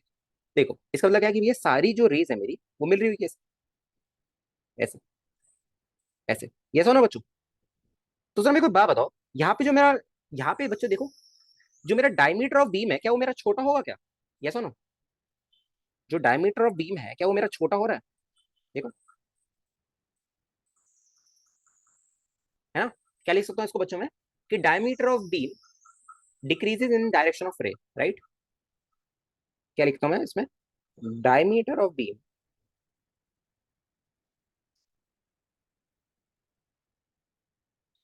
डिक्रीजेज इन डायरेक्शन ऑफ रे। क्लियर है बात सबको बच्चों। अच्छा, और अगर मैं थर्ड थर्ड थर्ड टाइप पे आऊँ, थर्ड टाइप क्या आपका, डाइवर्जेंट बीम। अब जरा इसका फटाफट खुद ही से लिख लो, मेरे को लिखवाने की जरूरत नहीं है, एक बार लिख लेता हूँ पर आप लोग अपने आप लिख लो। डाइवर्जेंट बीम, इसमें क्या होगा बच्चों, रेडियस इंक्रीज होगा, ये सुनो, सॉरी रेडियस का डायमीटर इंक्रीज होगा बीम का, ये सुनो, कि भैया हाँ, देखो डाइवर्जेंट मतलब कि अलग होना, राइट, ऐसे, ऐसे, ऐसे, है ना, है ना। ठीक है, तो भैया अगर मैं, मतलब इसका मतलब क्या है कि अगर मैं इसे देखो, कि अगर मैं रे की डायरेक्शन में, राइट, रे की डायरेक्शन कौन सी है बच्चों, ये वाली, this is the direction of, right. ठीक है, अगर मैं रे की डायरेक्शन में जाऊं तो मेरा जो रेडियस है वो क्या हो रहा होगा बच्चे, बढ़ रहा होगा, है ना। रेडियस कह रहा हूँ आगे, बार बार रेडियस कह रहा हूँ मैं, ये जो बीम का डायमीटर है ये बढ़ रहा होगा, ठीक है। ओके, जो आपका बीम का डायमीटर है ये टाइप का कुछ बढ़ रहा होगा, ठीक है। ओके, क्या लिखेगा इसमें, ये diameter of beam is increasing,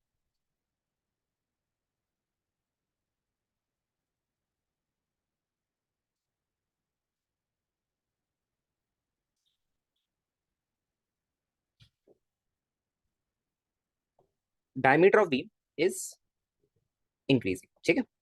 okay, तो ना एक्चुअली 2023 में एक जी जो 2023 जी एडवांस में एक बहुत बेसिक सा क्वेश्चन आया था इसके ऊपर। हाँ, आई गेस तुम लोगों ने देखा होगा अगर वो वाला सवाल, किसी ने अगर 2023 का पेपर देखा, इस पे नहीं, मतलब उस पे आया था, कि जैसे दिखाता हूँ थोड़ा सा सवाल, देखते हैं एक बार इसको, ये हो गया हमारा डायमीटर ऑफ बीम इंक्रीज, हाँ हो गया, ठीक है। ओके, तो सवाल कैसा था, मैं आपको थोड़ा सा दिखा दूंगा, आप घर में जाकर सॉल्व कर लेना, मेरे पे एग्जैक्ट वैल्यूज नहीं है। जी एडवांस 2023 में ऑप्टिक्स का ही सवाल था, बट ना काइनेमेटिक्स का भी है, ऑप्टिक्स का भी है, अब समझ नहीं आ रहा कि उसको कहाँ पे डालें, ठीक है। जी एडवांस वाले ने बताया नहीं कि उसको वो किस चैप्टर का है ऑब्वियसली, बट हाँ मेरे हिसाब से वो काइनेमेटिक्स का ही मेनली सवाल है, ऑप्टिक्स का तो है ही नहीं, ठीक है। कि यहाँ पे देखो एक वॉल, एक यू कैन से अ पोल है, वॉल है, जो भी है, ऑफ हाइट h, और यहाँ पे एक बंदा है, ध्यान से सुनना, एक मैन है, राइट, जो कि राइट की तरफ ऐसे वी से भाग रहा है, ठीक है, और इसकी हाइट है h1 ले लो, ठीक है, ओके। अब आपसे कह रहा है कि देखो, अब आपसे कह रहा है फाइंड, आपको पता है कि भैया, अब आप लोगों को इतनी बात समझ आ रही है कि भैया जो इसकी शैडो बन रही होगी, मतलब इसका जो सर आ रहा होगा वो यहाँ पे कहीं पे आ रहा होगा, ये सुनो, इसका जो सर आ रहा होगा वो यहाँ पे कहीं पे आ रहा होगा, ये इसका सर होगा, है ना। तो अगर बंदा आगे बी से भाग रहा है, ठीक है, अगर बंदा आगे बी से भाग रहा है तो आपसे ये पूछ रहा है find velocity of the shadow, ये आपसे पूछा गया था कि find velocity of head of shadow relative to man, ये वाला सवाल आपसे पूछा गया था, है ना। भाई तो काइनेमेटिक्स का आपने पुराने टेस्ट में भी डाला था, क्या बात कर रहे हो प्रिंस, क्या बात कर रहे हो, कौन से टेस्ट में डालता मैंने, ये मैंने टेस्ट में डाला था। हाँ ये आपका एक्चुअली काइनेमेटिक्स, मेनली काइनेमेटिक्स है, बट हाँ थोड़ा बहुत कहते हैं कि इसको ऑप्टिक्स में डाल देते हैं लोग, मतलब अगर आप देखोगे ना अपनी बुक वगैरह मॉड्यूल वगैरह, तो उसमें जे एडवांस का सेक्शन आपको ऑप्टिक्स में ये मिलेगा सवाल, इसलिए मैंने थोड़ा बहुत दिखा दिया।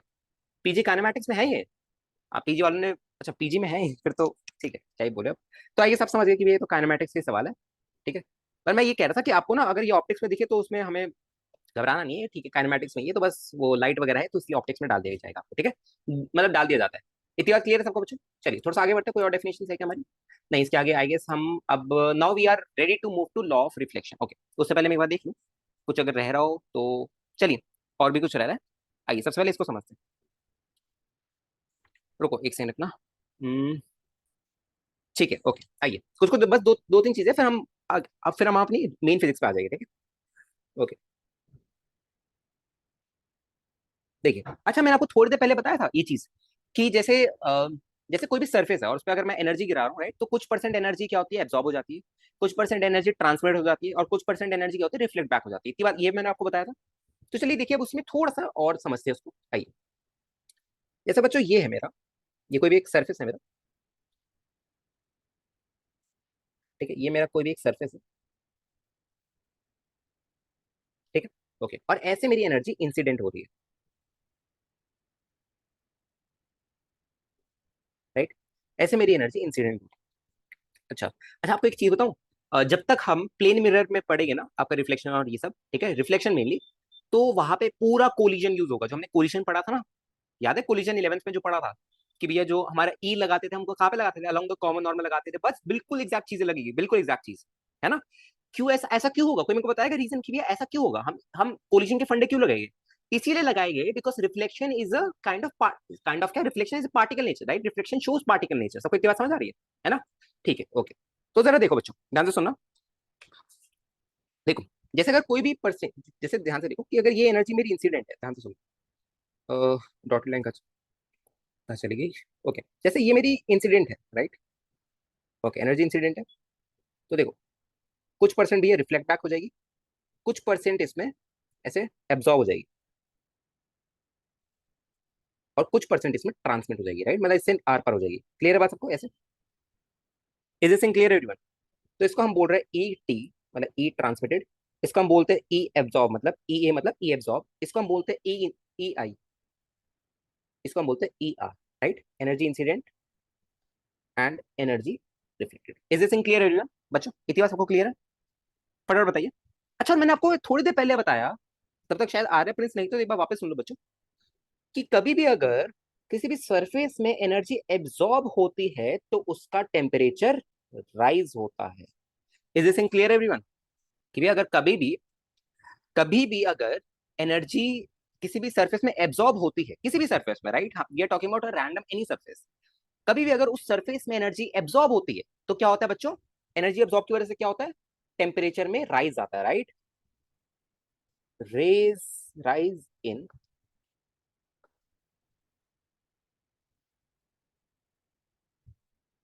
Temperature, is this clear everyone, आगे से ध्यान रखोगे, इस पे सवाल बन जाएगा डायरेक्टली अगर तो, है ना, ठीक है, ओके।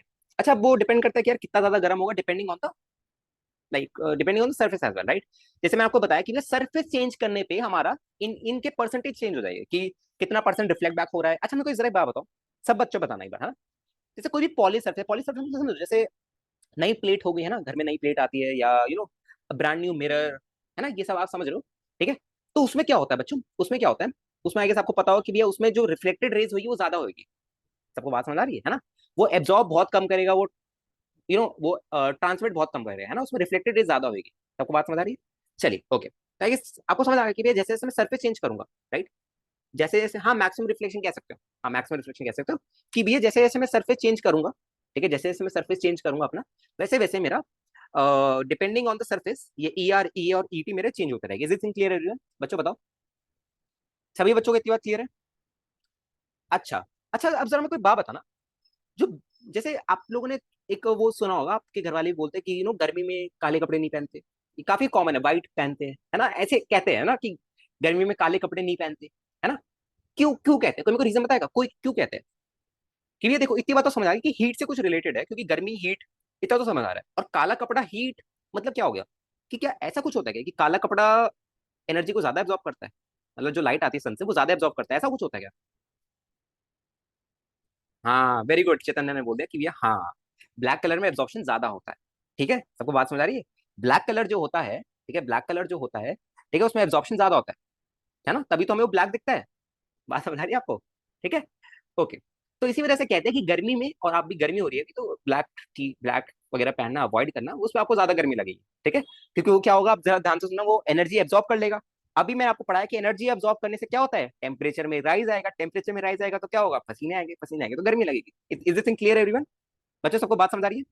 चलिए ओके, तो आगे इतनी बात सबको क्लियर है ना, अब ज्यादा मैं इसके आगे जाऊंगा नहीं, क्योंकि अब लाइट को बहुत बेसिक पढ़ लिया यार, अब दिमाग खराब हो गया ना, बेसिक पे बेसिक पे बेसिक 1 घंटा हो गया मैं यही पढ़ते हुए।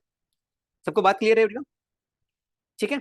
अब बच्चों अब आते हैं हम अपने रिफ्लेक्शन पे, राइट, अब हम बिल्कुल परफेक्टली बेसिक रिफ्लेक्शन पे आ रहे हैं, ठीक है। अब यहां से हमारा फिजिक्स स्टार्ट हो रहा है, ये तो पूरा थ्योरेटिकल था, ये तो मतलब बेसिक बेसिक बातें थी, ठीक है, क्योंकि आपने 11th में नहीं पढ़ा ना ये सब चीजें, तो इसी वजह से ऑब्वियसली सिलेबस में नहीं तो कहां से पढ़ोगे, इसी वजह से थोड़ा सा 10 से 12 आप भूल गए काफी चीजें, तो वही बस रिविजिट कराना था आपको। चलिए okay, now let's start to reflection, law of reflection से शुरू करते हैं, एंगल ऑफ इंसिडेंस वाले से, है ना। 10th में आएंगे वो दो चीजें आपको, दो लाइनें रटवाई हुई, पहला लॉ दूसरा लॉ, है ना। हाँ बेसिक कंप्लीट होगा, अब हम रियल फिजिक्स पे आ रहे हैं, अब आपको सॉल्व करना पड़ेगा, ठीक है, और न्यूमेरिकली, ओके। अब आपको मजा भी आने वाला है, ठीक है, थोड़ा बहुत फॉर्मेट प्रिंसिपल को भी देखिए, आइए ध्यान से देखिए, ठीक है। देखिए रिफ्लेक्शन,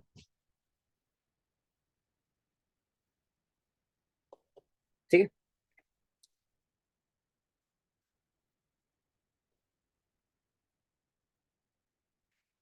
अच्छा एक काम करना, इसके नोट्स ना बच्चों स्टार्टिंग से मैं आपको क्या करता रहूंगा, हर क्लास में देता रहूंगा, ठीक है। और जैसे ही 50-60 पेज के अबव हो जाएगा ना, फिर हम न्यू पेज बना लेंगे ना, वरना क्या होता है बच्चों को दिक्कत आती है थोड़ी सी, ठीक है। चलिए ओके,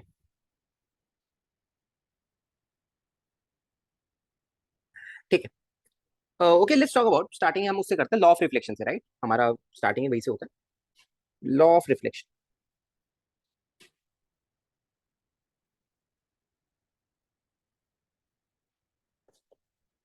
आइए देखिए, अच्छा लॉ ऑफ रिफ्लेक्शन में दो आते हैं, सबको पता है कि ये angle of incidence equals to angle of reflection, और दूसरा वो 10th में रटवाया होगा कि incident ray, normal and reflected ray are all line same plane, है ना, ये सब चीज रटवाई होगी। अब इसकी फील आएगी, क्योंकि 10th में क्या ही दे देगा यार वो बेचारे फील, है ना, 10th में क्या ही होता है, वो सारे 2D वगैरह में पढ़ाते रहते हैं, है ना। तो अब आपको मेन फील आई है ना, 10th में कभी समझ ही नहीं आया कि ये क्या प्लेन क्या होता है, ठीक है। लाइक ऑब्वियसली जब मैं 10th में था तो मेरे को भी ऑब्वियसली ये समझ नहीं आया था कि ये प्लेन वगैरह क्या होता है, ठीक है, आई वॉज अ डम स्टूडेंट, ठीक है। चलो समझते हैं इसको। तो पहला आई कि सबको पता है कि यह पहला क्या होता है, कि angle of incidence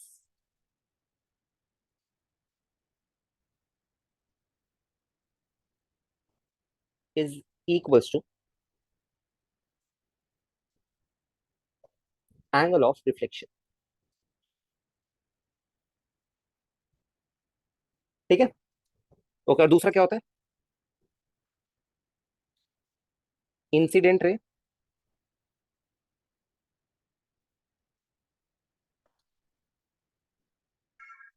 reflected ray and normal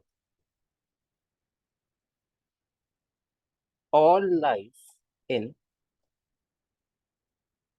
same plane, ठीक है, ओके। इतनी बात क्लियर है बच्चों? तो ये दो आपके लॉ ऑफ रिफ्लेक्शन होते हैं ना। पूरी डेफिनेशन आज तक रटा है। हाँ यार, मतलब टेंथ में ना, क्योंकि बोर्ड का पहली बार प्रेशर आता है तो टेंथ में सब रट लेते हैं इसको। चुपचाप से ना भाई रट लो यार, क्या होता है बोर्ड में आ जाए डायरेक्टली। ठीक है। तो ये दो लॉज होते हैं हमारे। Angle of reflection equals to, sorry, हाँ, angle of incidence equals to angle of reflection, right. ठीक है। जैसे अब मैं बात करूँ, पहला हम देख लेते हैं। जैसे फॉर एग्जाम्पल, मेरे पे एक प्लेन सर्फेस है, ध्यान से सुनो। जैसे मेरे पे एक प्लेन सर्फेस है, और इस पे अगर ऐसे, अगर एक बीम ऑफ लाइट ऐसे आ रही है, देखो।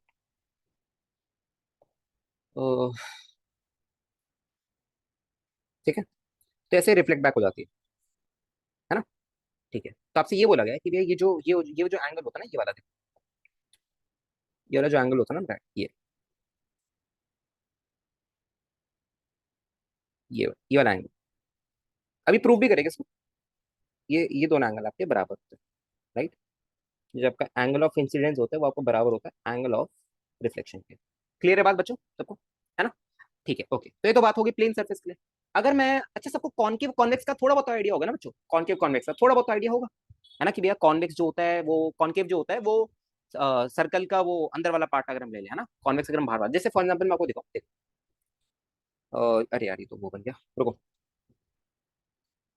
जैसे देखो, ब्लू ले लेते हैं ना इसको। ठीक है। जैसे देखिए, अगर मैं बच्चों ये वाला पार्ट ले लूं, देखो,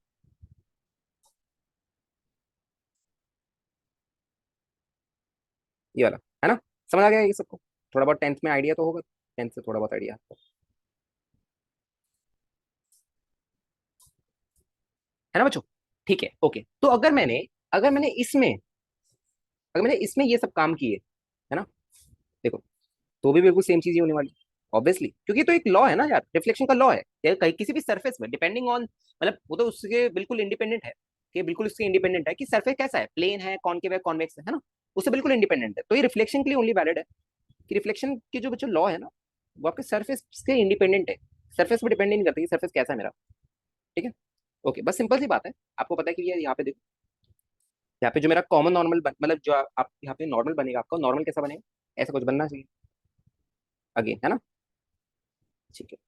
तो यहाँ से आप बोलोगे कि एंगल ऑफ इंसिडेंस आपका एंगल ऑफ रिफ्लेक्शन के बराबर होगा। Same goes for here as well, right.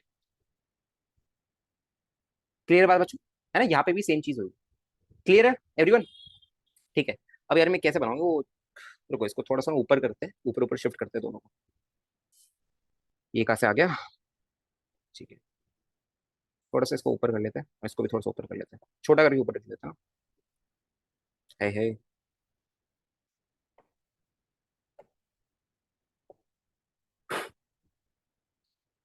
ठीक है, अब आ जाएगा guys। अब आ जाएगा। ठीक है, ओके। अब जरा देखिए, now let's talk about convex surface, right. Let's talk about convex surface. बच्चों एक सेकंड रुकना जरा यार, एक सेकंड रुक जाना जरा, कुछ ना, कौन कॉल कर रहा है? अरे यार, ये भगवान।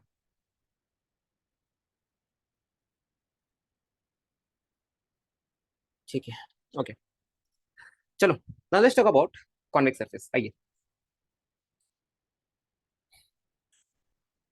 एक तो मेरा नंबर जब से लीक हो गया ना, बड़ी प्रॉब्लम आती है, पता नहीं किस बच्चे ने लीक कर दिया।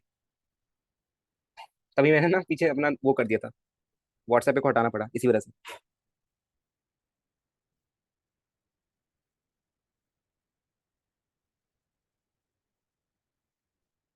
एक तो वैसे ही कुछ लोग सेहत के लिए सही नहीं है, मतलब कुछ कोचिंग लोग, कुछ कोचिंग वाले ना, रिव्यूज वगैरह। ठीक है, okay. Again let's see, same thing, right, कि भैया angle of incidence is equal to angle of reflection, right. ठीक है, एंड ये आपका बनेगा नॉर्मल। आपका न्यू नंबर आगे, नहीं नहीं यार, न्यू नंबर नहीं, वही वाला है, व्हाट्सएप मैंने चालू कर लिया। एक्चुअली बीच बीच में बंद करना इसलिए पड़ता है क्योंकि बच्चे कॉल करने लग जाते हैं फिर। सुबह सुबह क्या हुआ, सुबह एक बच्चे का मैसेज आया, शायद 4-5 बजे के आसपास, शायद कुछ, कि भैया ये ना मेरे को डाउट आया है, और मेरी नींद खुली थी तो मैंने शायद नील मी डाउट सॉल्व कर दिया होगा, मतलब ठीक है थोड़ा बहुत होश था, और फिर मैंने देखा कि यार ठीक है मैसेज आ रखा है, और फिर देखा, मैंने देखा ठीक है, मतलब डाउट आ रखा था तो मैंने बता दिया कि ऐसे ऐसे कर लेना सॉल्व हो जाएगा। ठीक है, फिर बाद में उसका मैसेज आता है, ठीक है भैया मैं आपका कोर्स लेने का सोच रहा था, मेरे को लगा कि कोई बैच का बच्चा होगा, उसने देख लिया होगा कि व्हाट्सएप एक्टिव है। फिर कहा कि भैया आपका नंबर मतलब नहीं कहाँ से मिला, और फिर देखा मैंने। ठीक है, तो इसी वजह से ना मेरे को थोड़ा सा क्या रहता है, क्योंकि ना हर कोई चलो मेरे को वो दिक्कत नहीं है कि कोई डाउट पूछा, बट दिक्कत ये है कि ना हर कोई सही नहीं होता, मतलब हर कोई, ठीक है अगर जो बच्चा जब तक डाउट पूछा तब तक ठीक है, बट उसके क्या होता है ना कि जैसे अब आप कोचिंग वगैरह के रिव्यू कर रहे हो, तो फिर थोड़ी बहुत दिक्कत हो जाती है। ठीक है, चलो, ओके बच्चों आगे बढ़े, इतनी बात समझ आ गई सबको? चलिए ओके, अब जरा ध्यान से देखिएगा, देखो जैसे आने लग गया कॉल, हे भगवान रुक जाओ यार जरा, मेरे को ना ब्लॉक ही करने दो। चलो,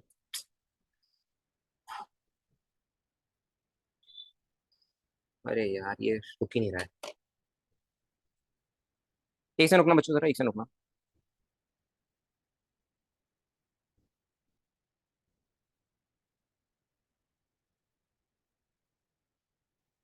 ठीक है, सुना दिया। चलो आगे बढ़ते हैं, let's move to special cases. ठीक है, उसी नंबर पे कॉल बॉम्बर लगा दो, क्या होता है कॉल बॉम्बर? मैं, क्या होता है call bomber? Bomb type of, चलो देख,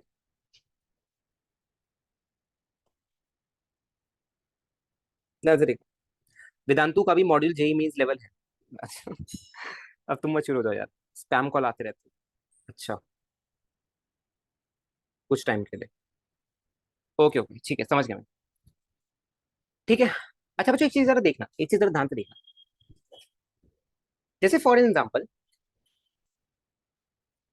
मेरे पे एक प्लेन रिफ्लेक्टिंग सरफेस है, ध्यान से सुनना, only valid for, only valid for plane reflecting surface. ठीक है, मेरे पे कौन सा सरफेस है? Plane reflecting surface, plane surface right. इसमें जो मेरा एंगल ऑफ इंसिडेंस है ये, ठीक है ये मेरा होगा एंगल ऑफ रिफ्लेक्शन, ये मेरा बनेगा नॉर्मल, राइट। ठीक है, और आपको पता है कि ये दोनों एंगल में बराबर होनी चाहिए।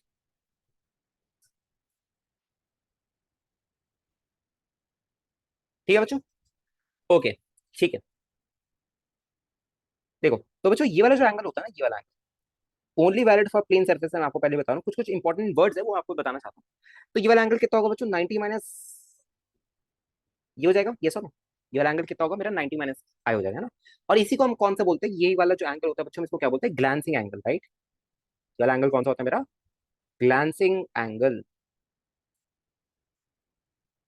कभी अगर आपको सवाल में डायरेक्टली दिया जाए कि ग्लांसिंग एंगल आपका इतना है, राइट, तो आप डायरेक्टली इंसिडेंट एंगल निकाल सकते हो कि ये एंगल ऑफ इंसिडेंस कितना है, राइट। ठीक है, तो ग्लांसिंग एंगल किसके बराबर है बच्चे?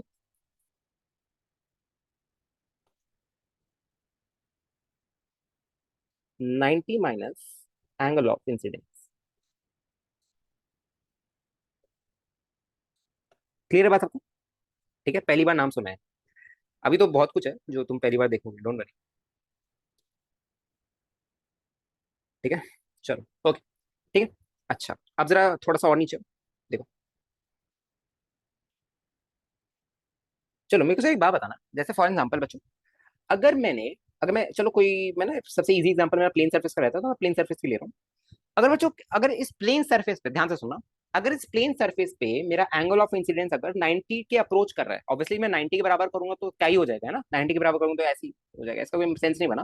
मैं कह रहा हूँ 90 को अप्रोच कर रहा है, ठीक है, लिसन टू माई वर्ड, मैं क्या कह रहा हूँ कि अगर मेरा एंगल ऑफ इंसिडेंस 90 डिग्री को अप्रोच कर रहा है, तो क्या मेरा एंगल ऑफ रिफ्लेक्शन भी 90 डिग्री को अप्रोच, एंगल ऑफ रिफ्लेक्शन भी क्या मेरा 90 डिग्री को अप्रोच करेगा? ये सुनो बच्चों, कि भैया अगर मेरा, ध्यान से सुनो बच्चों, सुनते रहो, क्लासेस में आपसे थोड़ी लंबी करूंगा मैं, ठीक है, ऑप्टिक स्टार्ट हो गया, तो अब थोड़ा सा ना लंबा, लंबी क्लास करेगा, ठीक है। ओके, देखो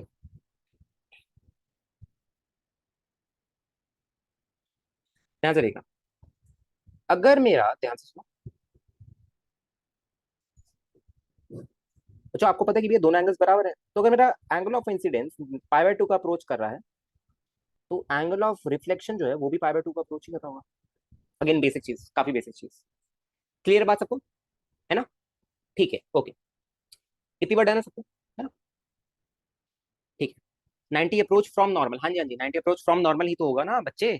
अगर मेरा एंगल ऑफ इंसिडेंस 90 डिग्री को अप्रोच कर रहा है तो एंगल ऑफ इंसिडेंस नॉर्मल से तो लेते हैं हम, नहीं? ट्रिक कैसे डिफाइन किया हमने एंगल ऑफ इंसिडेंस को? नॉर्मल से तो एंगल ऑफ इंसिडेंस लेते थे। तो अगर आपका angle of incidence he pi by 2 को अप्रोच करे तो एंगल ऑफ रिफ्लेक्शन भी पाई बाय 2 को अप्रोच करेगा। डन बात? ठीक है, बात डन है?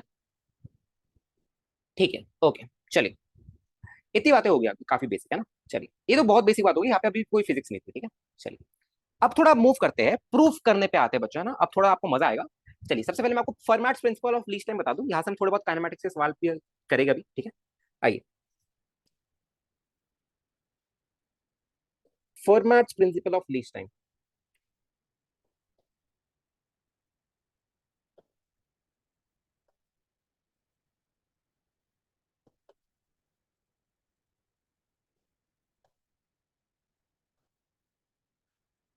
देखिए,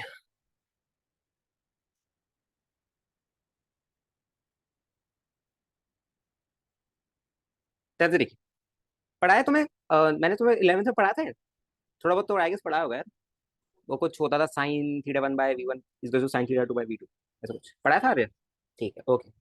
चलो, इसके एक बार ना इसका मतलब समझ लेना पहले ना। बहुत बच्चों को मिसकंसेप्शन होता है कि मैं अभी इसका मिसकंसेप्शन क्लियर करते हैं इसके ऊपर, ठीक है, ओके। इसकी जो करेक्ट डेफिनेशन है, करेक्ट एग्जैक्ट करेक्ट जो है उसको लिखते हैं। ये सबसे पहले ये इसकी डेफिनेशन थोड़ी सी इंपॉर्टेंट भी है। लाइट, ध्यान से सुनना, light will always follow the path taken,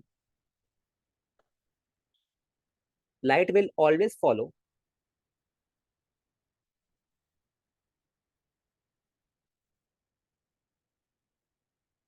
the path, light will always follow the path taken between 2 points. Light will always follow the path taken between 2 points by a ray of light.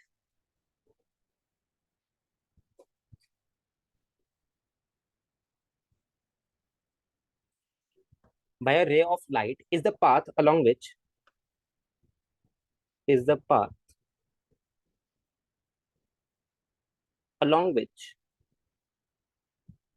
along which uh, the time taken is minimum. मतलब light वो वाला path choose करते हैं जहां पे उसको एक point से दूसरे पॉइंट में जाने में सबसे मिनिमम टाइम लगे। सबको इतनी बात समझ आ रही है? along which the time taken is minimum।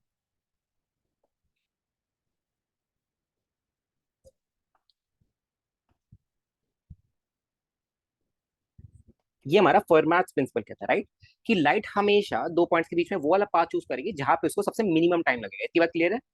अगर आप डायरेक्टली बोल रहे हो कि लाइट सबसे शॉर्टेस्ट डिस्टेंस ट्रैवल सबसे शॉर्टेस्ट पाथ चूज करेगी तो वो करेक्ट डेफिनेशन नहीं बनती, राइट। करेक्ट क्या बनता है? ज्यादा करेक्ट क्या है? हमें ज्यादा करेक्ट को यहाँ पे जानना है ना पूरा। मतलब अगर आप ज्यादा करेक्ट के बारे में बात करोगे तो वो क्या होता है आपका, कि लाइट हमेशा वो वाला पाथ चूज करते हैं जहां पे उसको 2 पॉइंट के बीच में जाने में सबसे मिनिमम टाइम लगे। इतनी बात क्लियर है सबको, एवरीवन? तो ऑटोमेटिकली आप समझ रहे हो कि भैया अगर मिनिमम टाइम लग रहा है तो ऑटोमेटिकली डिस्टेंस भी मेरा मिनिमम होगा। यस और नो? इतनी बात क्लियर है सबको, कि भैया अगर 2 पॉइंट्स के बीच में जाने में लाइट की स्पीड तो सी हो जाएगी ना, ठीक है। तो भैया अगर एक पर्टिकुलर मीडियम में है ना, तो अगर आपको 2 पॉइंट्स के बीच में जाने में मिनिमम टाइम लगेगा तो आपका डिस्टेंस भी ऑटोमेटिकली मिनिमम हो जाएगा, ठीक है। पर आप डायरेक्टली नहीं बोलोगे कि ये सबसे लाइट सबसे शॉर्टेस्ट डिस्टेंस ट्रैवल शॉर्टेस्ट सबसे शॉर्टेस्ट पाथ चूज करेगी। क्लियर है बात? आपको ये बोलना है कि लाइट हमेशा वो वाला पाथ चूज करेगी जहां पे उसको 2 पॉइंट के बीच में जाने में सबसे मिनिमम टाइम लगेगा। Is this thing clear everyone? और इसी को हम बोलते हैं फर्माट्स प्रिंसिपल ऑफ लीस्ट टाइम। बताइए, इतनी बात अगर सबको डन है? क्लियर है बच्चों बात? चलिए, और यहीं से हम प्रूव करेंगे कि हमारा जो एंगल ऑफ इंसिडेंस होता है वो हमारा एंगल ऑफ रिफ्लेक्शन के बराबर होगा। क्लियर है? चलिए, ओके। आइए, देखिए, ध्यान से देखिए, प्रूफ ऑफ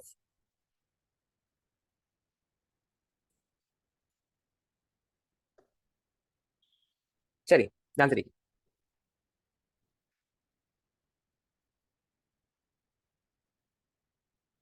देखो बच्चों जरा ध्यान से देखो। जैसे फॉर एन एग्जांपल देखो, मैं कह रहा हूँ कि यार पहले ना मेरे को नहीं पता कि दोनों एंगल्स बराबर हो या नहीं हुए, ठीक है। मेरे को इसके बारे में नहीं आइडिया है ना। मैं अज्यूम करूँ कि मेरे पे दो एंगल्स है, let's assume alpha and beta, right. कोई भी दो एंगल्स अज्यूम कर लो, अल्फा एंड बीटा। है ना बच्चों? ओके, अब जरा ध्यान से देखो, मेरे को ना ए पॉइंट से बी पॉइंट पे जाना है, ठीक है? लाइट है, उसको ए पॉइंट से बी पॉइंट पे जाना है। अब आपको पता है कि भाई बाय फर्माट्स प्रिंसिपल की लाइट हमेशा वो वाला पाथ चूज करेगी जिसमें उसको जाने में सबसे मिनिमम टाइम लगेगा। ये सुनो बच्चों, इतनी बात क्लियर है सबको? और आपको ना ये चीजें गिवन है, देखो सबसे पहले आपको ये चीजें गिवन है, ये ठीक है, ये दूरी आपको ए गिवन है, ये दूरी आपको बी गिवन है। क्लियर है बात बच्चों? ठीक है, एंड लेट्स अज्यूम कि टोटल डिस्टेंस अगर ये डी है और अगर मैं इसको एक्स मान लूं तो ये कितना बनेगा मेरा, डी माइनस एक्स बनेगा। क्लियर है बात सबको एवरीवन? है ना? ये जो पूरी डिस्टेंस है आपकी ये वाली, ये मेरी डी थी, ये पूरा जो था मेरा ये डी था मेरा। क्लियर है बात? ये मेरा डी था। सबको बात समझ आई बच्चों? है ना? एंड लेट्स अज्यूम ये आपका एक नॉर्मल बना लो यहाँ पे, ये आपका नॉर्मल है। एंड लेट्स अज्यूम कि ये वाला एंगल मेरा कुछ अल्फा है, ये वाला एंगल मेरा कुछ बीटा है। क्लियर है बात बच्चों सबको? है ना? ठीक है, ओके। तो अब आपको बस ये प्रूफ करना है कि अल्फा आपका alpha is equal to beta, ये आपका एंगल प्रूफ करना है, ठीक है? ओके। तो सबसे पहले मेरे को एक बात बताओ, लाइट पे कितने तरीके हैं ए से बी जाने में? एक बात बताओ मेरे को कि लाइट पे कितने तरीके हैं ए से बी जाने में? बहुत सारे इन्फिनिट तरीके, कहना है एक से भैया लाइट पे जाने में इन्फिनिट तरीके। कि लेट्स से कि लाइट पहले ही देखो ऐसे जा रही है, ध्यान से सुनना। लेट्स से कि भी आपकी जो लाइट है ऐसे आके फिर ऐसे जा रही है ना?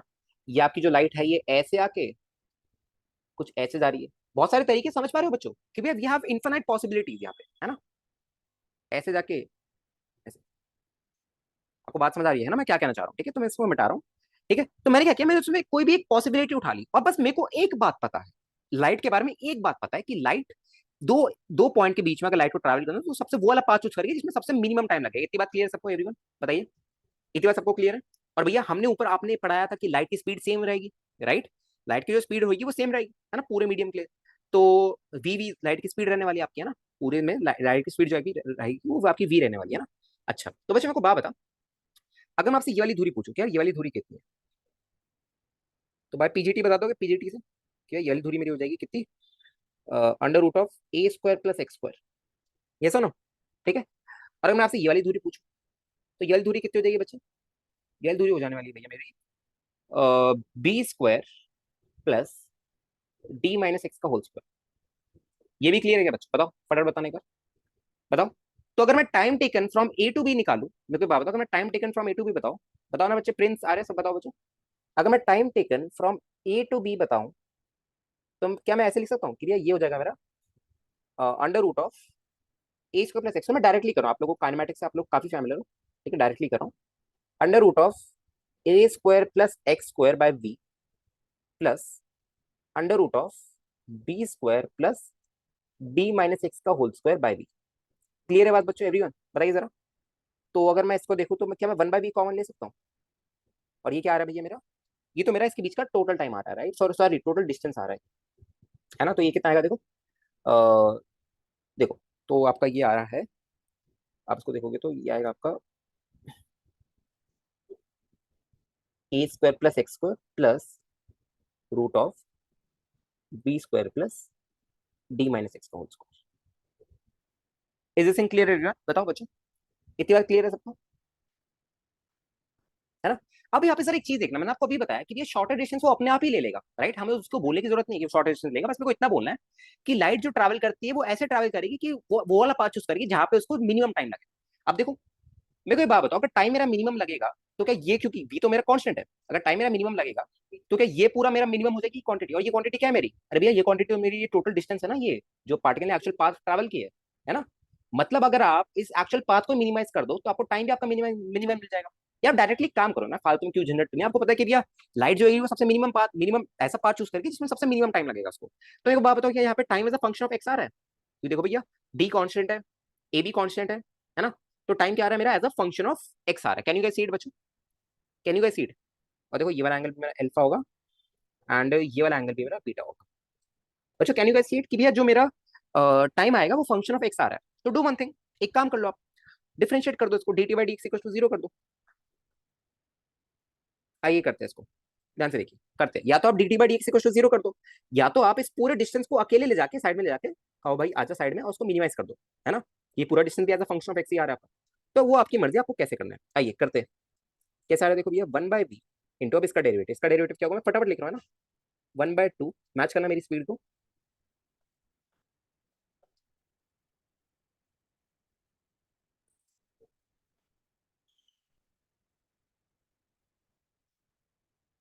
है ना, चेन रूल वगैरह सब लगा रहा हूँ मैं डायरेक्टली।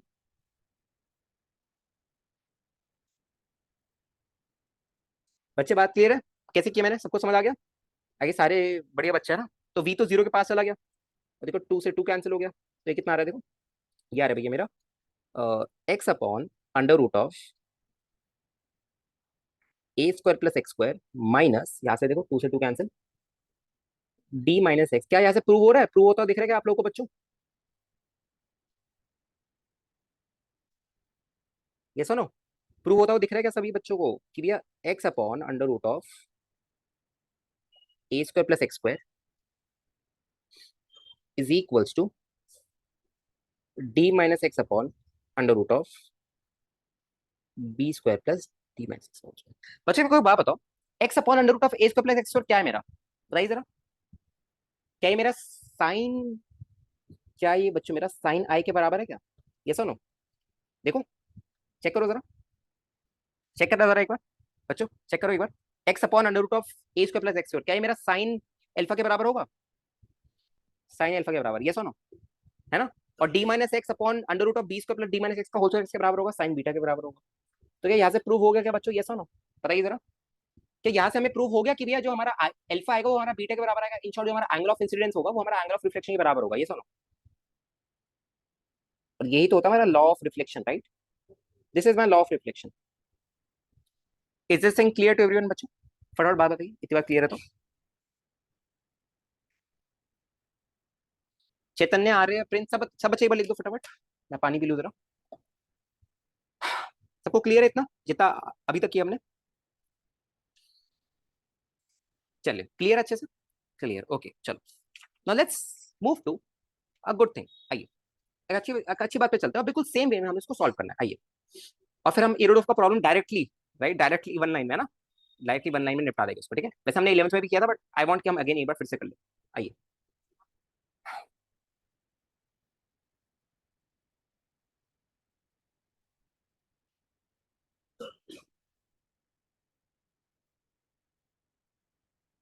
ध्यान से देखिए। अच्छा आपको एक चीज पता है, आपको एक चीज पता है कि भैया लाइट जो है, अब हमें इतना इतना आइडिया चला गया फर्मेट प्रिंसिपल से कि लाइट जो है वो ऐसा पाथ चूज करेगी जिसमें उसको सबसे मिनिमम टाइम लग रहा है, इतनी बात सबको क्लियर है। तो जैसे फॉर एग्जाम्पल मैं थोड़ा सा उसकी एनालॉजी यूज करना चाहता हूँ काइनेमैटिक्स में, ठीक है, काइनेमैटिक्स में कैसे, देखिए, वो याद आ गया वो वाला क्वेश्चन इरोडोव का, भैया इरोडोव का वाला क्वेश्चन, एक रोड है, एक हाईवे है, फार्म है ना, फील्ड है, तो फील्ड पे वेलोसिटी कम होती है, उसकी वजह से क्या होता है, रास्ता थोड़ा सा चेंज हो जाता है ना, तो मैं उसी का थोड़ा सा मॉडिफाइड क्वेश्चन आपको यहाँ पे कराना चाहता हूँ, जरा ध्यान से देखिए। लेट्स अज्यूम कि भैया ये वाली हाइट मेरी कुछ h1 है, ध्यान से सुनना, और इस रिजल्ट को हम फिर याद रख लेंगे, है ना, और लेट्स अज्यूम कि ये वाली हाइट मेरी h2, let's say medium number 1 मेरी वेलोसिटी v1 रहती है पार्टिकल की, मीडियम नंबर 2 में मेरी वेलोसिटी पार्टिकल की v2 रहती है, ओके। अच्छा, तो जरा ध्यान से देखो बच्चों, तो मेरा जो पार्टिकल, जो मेरा बंदा है, राइट, ये पाथ कैसे ट्रैवल करेगा, कुछ ऐसे होगा, यस और no, can you guys see it बच्चों, ऐसे कुछ देखो, देख पा रहे हो बच्चों, है ना, ठीक है, और ये आपका कॉमन नॉर्मल, ये आपका नॉर्मल बनेगा ऐसे, ओके। तो मेरे को बात बताओ, आपको पता है कि भैया अगर ये लाइट है, राइट, मैं लाइट की एनालॉजी यूज कर सकता हूँ क्योंकि यहाँ पे आपसे पूछा गया कि मिनिमम टाइम आपको बताना है, राइट, कि ए से बी जाने में मेरे को मिनिमम टाइम क्या लगेगा।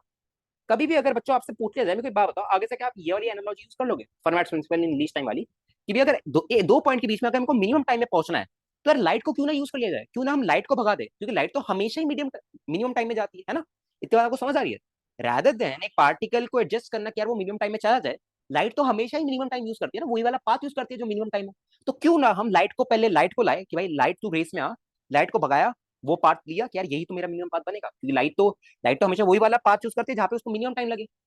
क्लियर है बात एवरीवन, सभी बच्चों को बात क्लियर है ना, ओके। लेट्स अज्यूम कि ये वाला एंगल मेरा थीटा 1 है, देखिए आइए, एंड ये वाला एंगल मेरा थीटा 2 है, तो ये वाला एंगल भी मेरा थीटा 1 हो जाएगा, एंड ये वाला एंगल भी मेरा थीटा 2 है ना, अच्छा, पूरी डिस्टेंस को आप एल मान लो, तो ये वाली डिस्टेंस कितनी हो जाएगी, एक्स हो जाएगी। ये कितना हो जाएगा आपका, एल माइनस एक्स। अब मेरे को जरा डिस्टेंस बता दो यार, ये कितना होगा। ये कुछ कुछ सेम सवाल है, हद तक पूरा क्या, पूरा ही सेम सवाल है ना। और ये कितना होगा आपका,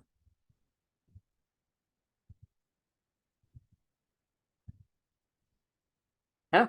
अब आप एक काम करो, टाइम लिख लो, तो टाइम आपका मिनिमाइज होना चाहिए ऑब्वियसली, है ना। तो एक काम करो, टाइम लिखो। टाइम कितना आएगा बच्चे, टोटल टाइम कितना लगेगा मेरे को, under root of H square plus x square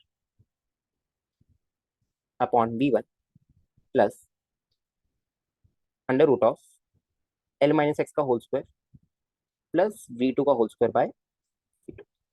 अब जरा एक काम करो भैया, D T by D x equal to zero कर दो, क्योंकि ये हम लाइट को यूज कर रहे हैं ना, लाइट पार्टिकल नहीं है आपको मेरे पे, मैं लाइट को यूज कर रहा हूँ। मेरे को पता है लाइट ए से बी जाने में मिनिमम टाइम यूज करेगी, है ना। वो वाला पाथ यूज करेगी जिसमें उसको मिनिमम टाइम लग रहा है। क्लियर बात। तो भैया D T by D x को इक्वल टू जीरो कर दो डायरेक्टली, क्योंकि हम लाइट को भगा रहे हैं अब।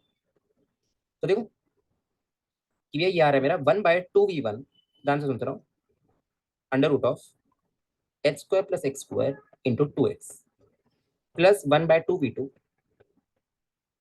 Under root of L minus x का whole square plus V two का square into twice of L minus X into -1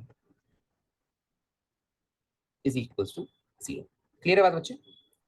cancel cancel. तो ये कितना आ रहा है देख, ये आ रहा है भैया मेरा x, देखो मैं अलग करके दिखाता हूँ आपको कि भैया ये आ रहा है मेरा, मैं डायरेक्टली लिख रहा हूँ बच्चे, यहाँ से 2 से 2 कैंसिल हो गया। तो यहाँ पे मैं लिख रहा हूँ कि भैया x x upon under root of H square plus x square into 1/v1 is equals to 1/v2 into L minus x upon under root of L minus x का whole square plus V two का square. Is this clear everyone बच्चों, बताइए इतनी बात clear है सबको।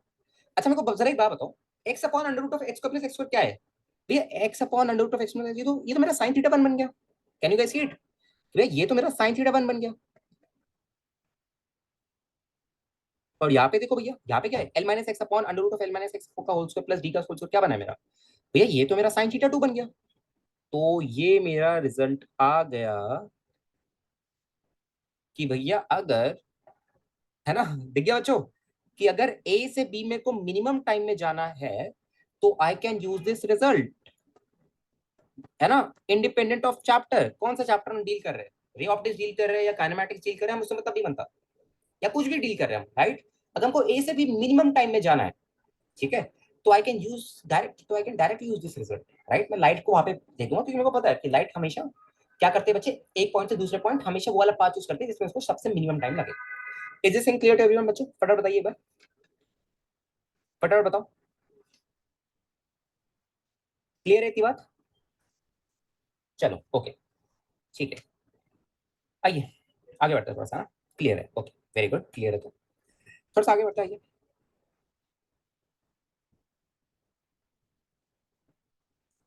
देखिए ठीक है, एक इरोडोफ का सवाल है बच्चों, इरोडोफ का सवाल आएगा, सबको सब फैमिलियर है उससे, कि भैया वो पूछा गया था कि डी से कितना पहले टर्न ले ताकि हम मिनिमम टाइम में पहुंच जाए इसे, है ना। तो आपको समझ आया कि भैया उस वाले सवाल में भी कुछ करना है नहीं, है ना। ये सवाल पूछा गया था कि डी से कितना पहले टर्न ले ले, तो अगर ये वाली दूरी एक्स है तो ये वाली दूरी कितनी हो जाएगी, एल माइनस एक्स हो जाएगी। ये वाली दूरी आपको एल गिवन थी, नहीं सॉरी, इसको एच ले लो ना, आप एच ले लो, ठीक है। और ए से बी में को मिनिमम टाइम में पहुंचना है, तो मेरे को एक बात बताओ, क्या मेरा साइन थीटा 90 डिग्री हो गया, ये सुनो, ये रिजल्ट था ना मेरा। और आपको पता है कि भैया यहाँ पे मेरी वेलोसिटी ईटा वी नॉट होती थी और यहाँ पे मेरी वेलोसिटी वी नॉट होती थी। तो मेरे को बात बताओ, ये रोज का क्वेश्चन है, आप जाकर देखना जिसको नहीं पता, ठीक है। तो मेरे को बात बताओ, क्या है ना डायरेक्टली यूज दिस रिजल्ट कि भैया sine theta one by v one is equals to sine theta two by we two, कैसा नो, साइन थीटा टू ये वाला आपका एंगल, ये वाला एंगल आपका, ठीक है। क्लियर है बच्चों एवरीवन, बताइए is this thing clear everyone. तो देखो साइन थीटा वन कितना है बच्चा आपका, वो थीटा वन तो आपका 90 डिग्री हो गया, तो साइन थीटा वन कितना होगा आपका, ये 1/v1 हो जाएगा, है ना। और साइन थीटा टू कितना है बच्चे, साइन थीटा टू तो आपका थीटा टू ही है, और ये कितना बनेगा आपका, ये बनेगा मेरा वी नॉट, राइट। तो मतलब भैया जो मेरा साइन थीटा टू आ रहा है वो कितना आ रहा है मेरा, 1/eta आ रहा है, राइट। अच्छा तो बच्चे मेरे को बात बता, अब जरा एक चीज नोटिस कर, क्या नोटिस करना है सर, हमें क्या निकालना था, हमें यही दूरी निकालनी है ना। मेरे को ये वाली दूरी निकालनी थी, ये सुनो, ये वाली दूरी निकालनी थी मेरे को। अब देखो मेरे को साइन थीटा टू की वैल्यू पता चल चुकी है। तो एक काम करो जरा, भैया अगर यहाँ पे मैं, यहाँ पे अगर मैं अपना tan थीटा टू लगाऊं, देखो मेरे को बात बताओ, अगर साइन थीटा टू की वैल्यू पता चल चुकी है तो क्या मैं tan थीटा टू की वैल्यू निकाल सकता हूँ इजीली? ये सुनो, देखो कि अगर ये वाला एंगल मेरा थीटा टू है तो देखो, तो ये कितना बनेगा देखो, under root of eta square minus one बनेगा, ये सुनो, है ना? ठीक है। ओके, तो मैं क्या करूंगा कि ये जो tan थीटा टू है वो मेरा किसके बराबर है,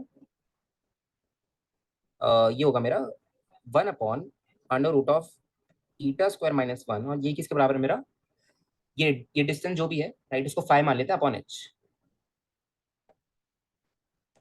तो बच्चे मेरे को बात बता, क्या वो जो डिस्टेंस फाइव था मेरा राइट, जो मेरे से पूछा गया था कि यार डी से कितना पहले टर्न ले, क्या वो मेरा सेम आंसर आता था? याद करो, l upon under root of n square minus one बनता था, बट यहाँ पे मैंने एच ले लिया इसको। कुछ याद आया बच्चों? रिजल्ट बताइए, बताइए बच्चों, इतनी बात सबको डन है क्या? क्लियर है?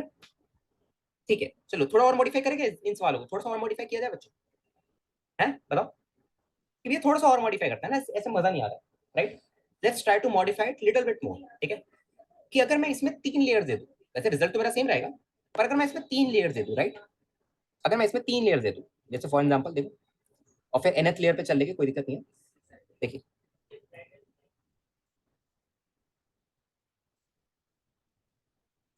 ओके, जैसे I have three layers, try करते हैं सवाल बनेगा या नहीं बनेगा। ठीक है बच्चे, आई हैव थ्री लेयर्स, और जैसे ऊपर से नीचे चलते हैं ना, जैसे यहाँ से हमें स्टार्ट करता है पॉइंट नंबर ए से, एंड इस पॉइंट पे मेरे को पहुंचना है, ठीक है, पॉइंट नंबर बी पे, और ऑब्वियसली मिनिमम टाइम में पहुंचना है ना। ठीक है, और मैंने दे दिया कि यहाँ पे आप V1 से, लेट्स से मैं कुछ रेशियो देता हूँ, चलो V0 2V0 एंड 4V0, क्या आप, मतलब आप समझ देखिए, इस मीडियम में हम V0 से चल सकते हैं, उसमें 2V0, इसमें 4V0। बच्चों बात समझे सबको, है ना? ठीक है, ओके, तो देखिए अब जरा कैसे करेंगे इसको।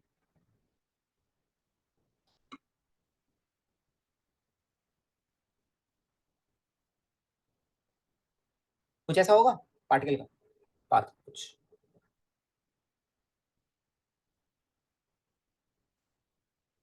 ठीक है, और थीटा वन, तो ये आपका जो होगा, ये वाला एंगल आपका थीटा टू बनेगा कुछ, ये वाला एंगल आपका कुछ थीटा थ्री बनेगा।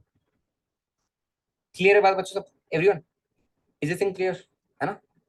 ठीक है, ओके, तो मेरे को जरा एक बात बताओ, कैसे निकालेंगे इसको?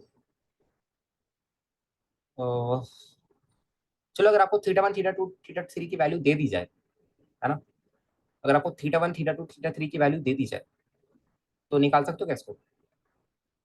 दे दी जाए फिर तो भैया यार रेशियो इक्वल करना, फिर तो सवाल निकालने में क्या जरूरत है ना, फिर तो रेशियो इक्वल करना पड़ेगा, फिर तो सवाल निकालने में कोई जरूरत है। मैं बस देख रहा हूँ, भैया फोन चार्ज में 2% है, अभी जाना पड़ेगा, कोई बात नहीं, रिक चले जाओ, कोई बात नहीं, रिक चले जाओ।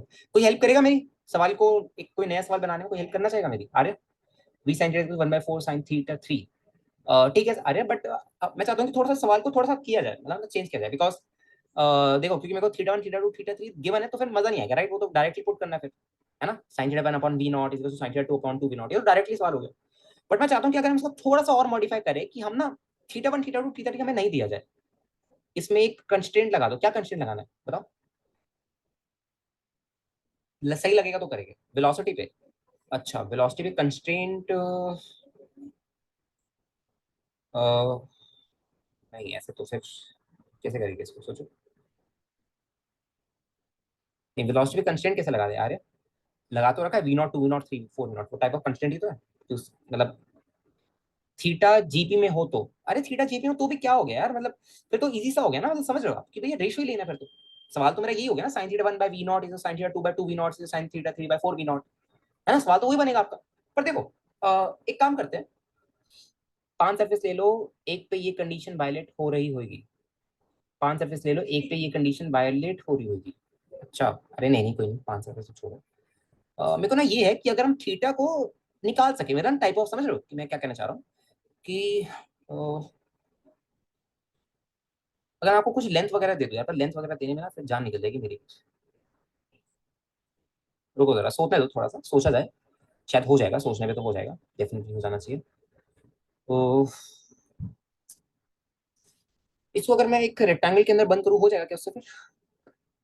तो दिमाग में ये आ रहा है कि अगर हम इसको एक रेक्टेंगल में बंद करें, सोचो हो जाएगा क्या इसमें फिर?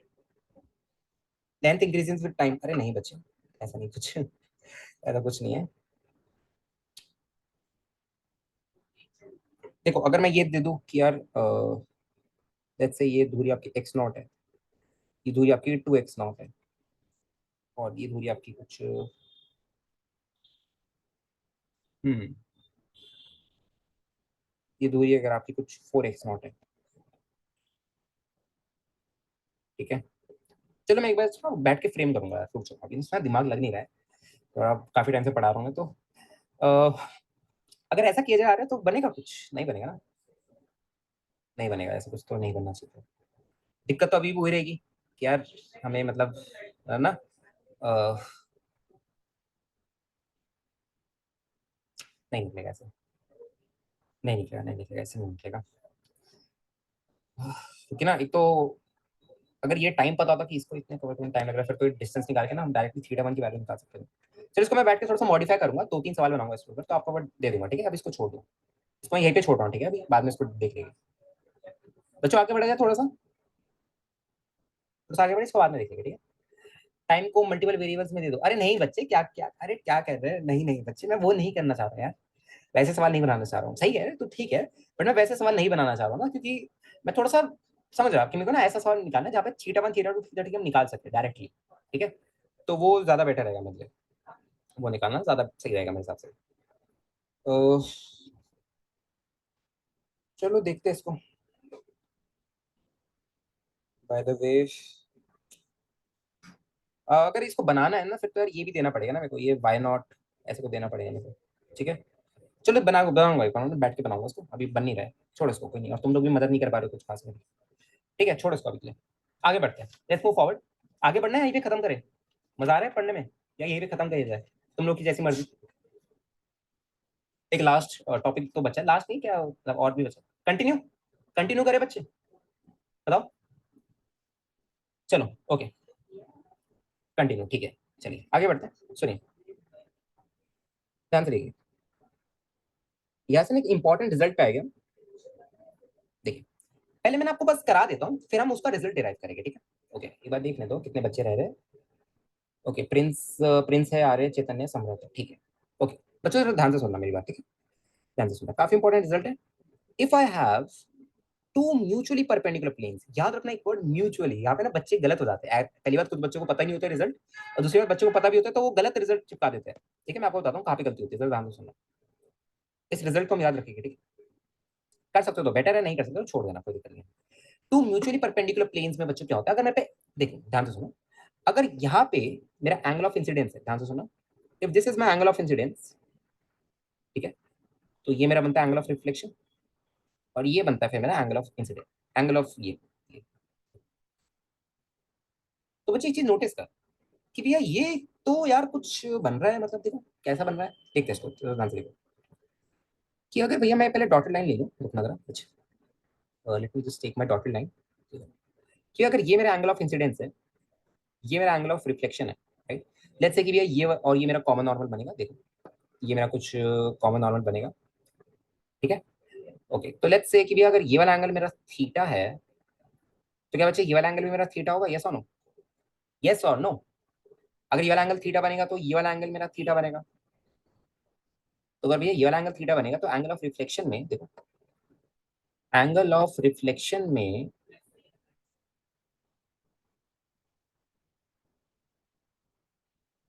ये जो एंगल बनेगा, क्या बच्चों ये भी थीटा बनेगा, यस और नो? क्या ये एंगल भी थीटा बनेगा बच्चों? बताओ देख पा रहे हो क्या इसको? सिंपल ज्योमेट्री है, right, it's very simple geometry, देख पा रहे हो इसको, है ना? ठीक है। तो अगर बच्चे देख जरा ध्यान से देख, कैन यू गाइस सी कि भैया ये जो देखो इंसिडेंट रे मेरी ऐसी थी, इंसिडेंट रे जो थी वो ऐसे थी, ये this is my incident ray, right, और then this is my final reflected ray, ठीक है। तो कैन यू गाइस सी कि इंसिडेंट रे और रिफ्लेक्टेड रे, जो फाइनल रिफ्लेक्टेड रे है उसके बीच का एंगल 180 डिग्री है। मतलब एक मतलब जो हमारी रिफ्लेक्टेड रे है वो इंसिडेंट रे के एंटी पैरेलल है ना। क्योंकि देखो दोनों सेम एंगल बना रही है ना वर्टिकल से। देखो वर्टिकल से दोनों थीटा थीटा एंगल बना रही है।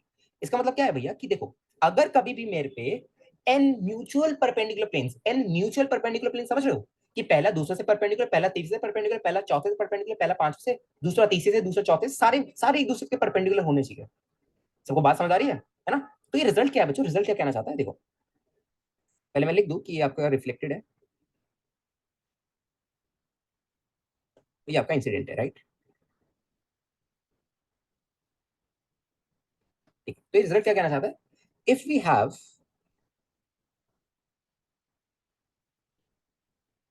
n mutually perpendicular planes, then the final reflection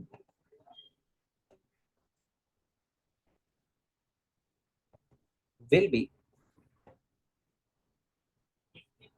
anti-parallel to incident।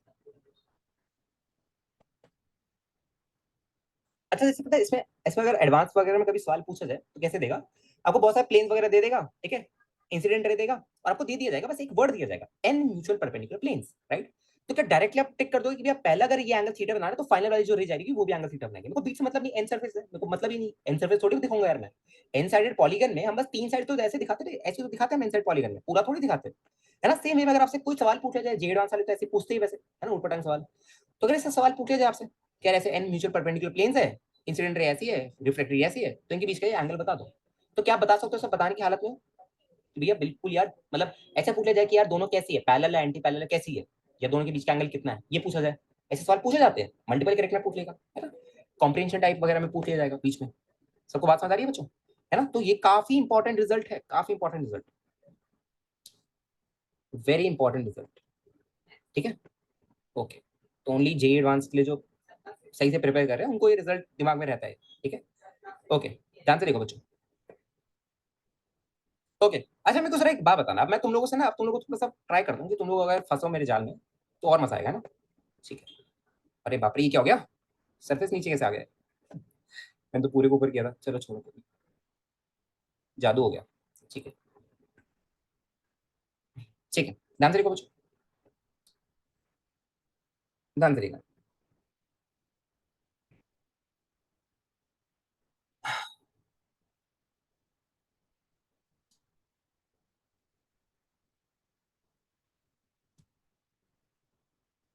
देखो ध्यान से देखो, एक से रखना बच्चा, एक से रखना, हो गया, ठीक है। ओके, देखो एक चीज होती है कॉल्ड कॉर्नर रिफ्लेक्टर, ठीक है, समझते हैं इसको। अच्छा अच्छा अच्छा, तुम लोग जाल जाल देखो मेरे एक बार, देखना है ना। अब जरा मेरे को एक बात बताना, ये मेरे को थ्री प्लेन्स है ना।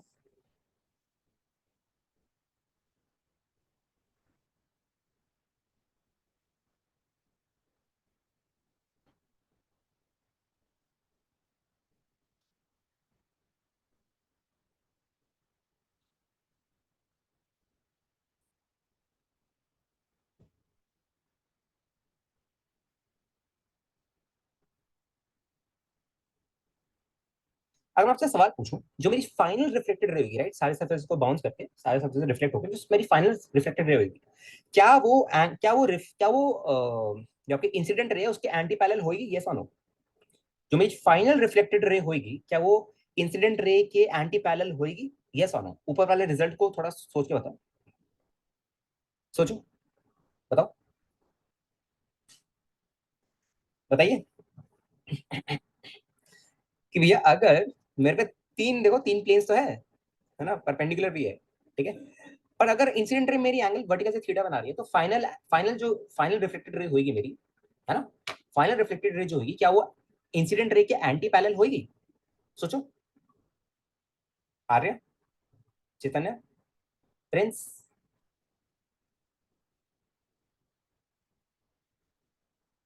सोचो सोचो, आर्य, आर्य, ओके ठीक है। ठीक है, आर्यन ने कहा होनी चाहिए। ओके, चैतन्य, एनी चैतन्य, कोई doubt?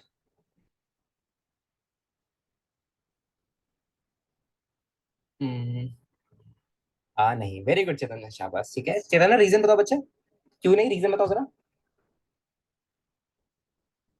Reason reason reason reason. Mic बंद हो गया क्या मेरा? आवाज आ रही है सबको बच्चों? एक बार जरा आवाज बताना, आवाज आ रही है सबको? आवाज आ रही है? ठीक है। अब वो माइक बंद हो गया था। नहीं बच्चों, यहाँ पे एक वर्ड लिखा था, आधे फ्रेंड्स सब फंस गए।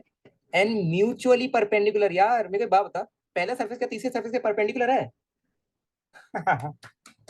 देखा, इसीलिए मैंने जाल बिछाया था और तुम फंस भी गए, है ना?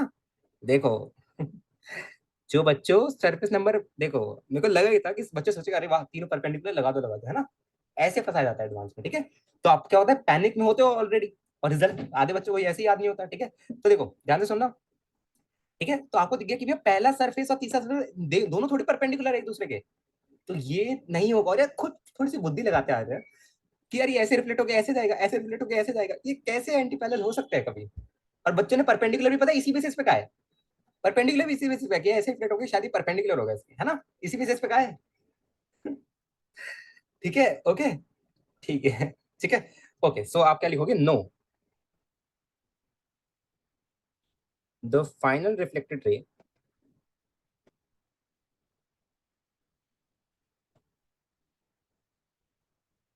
Is not anti parallel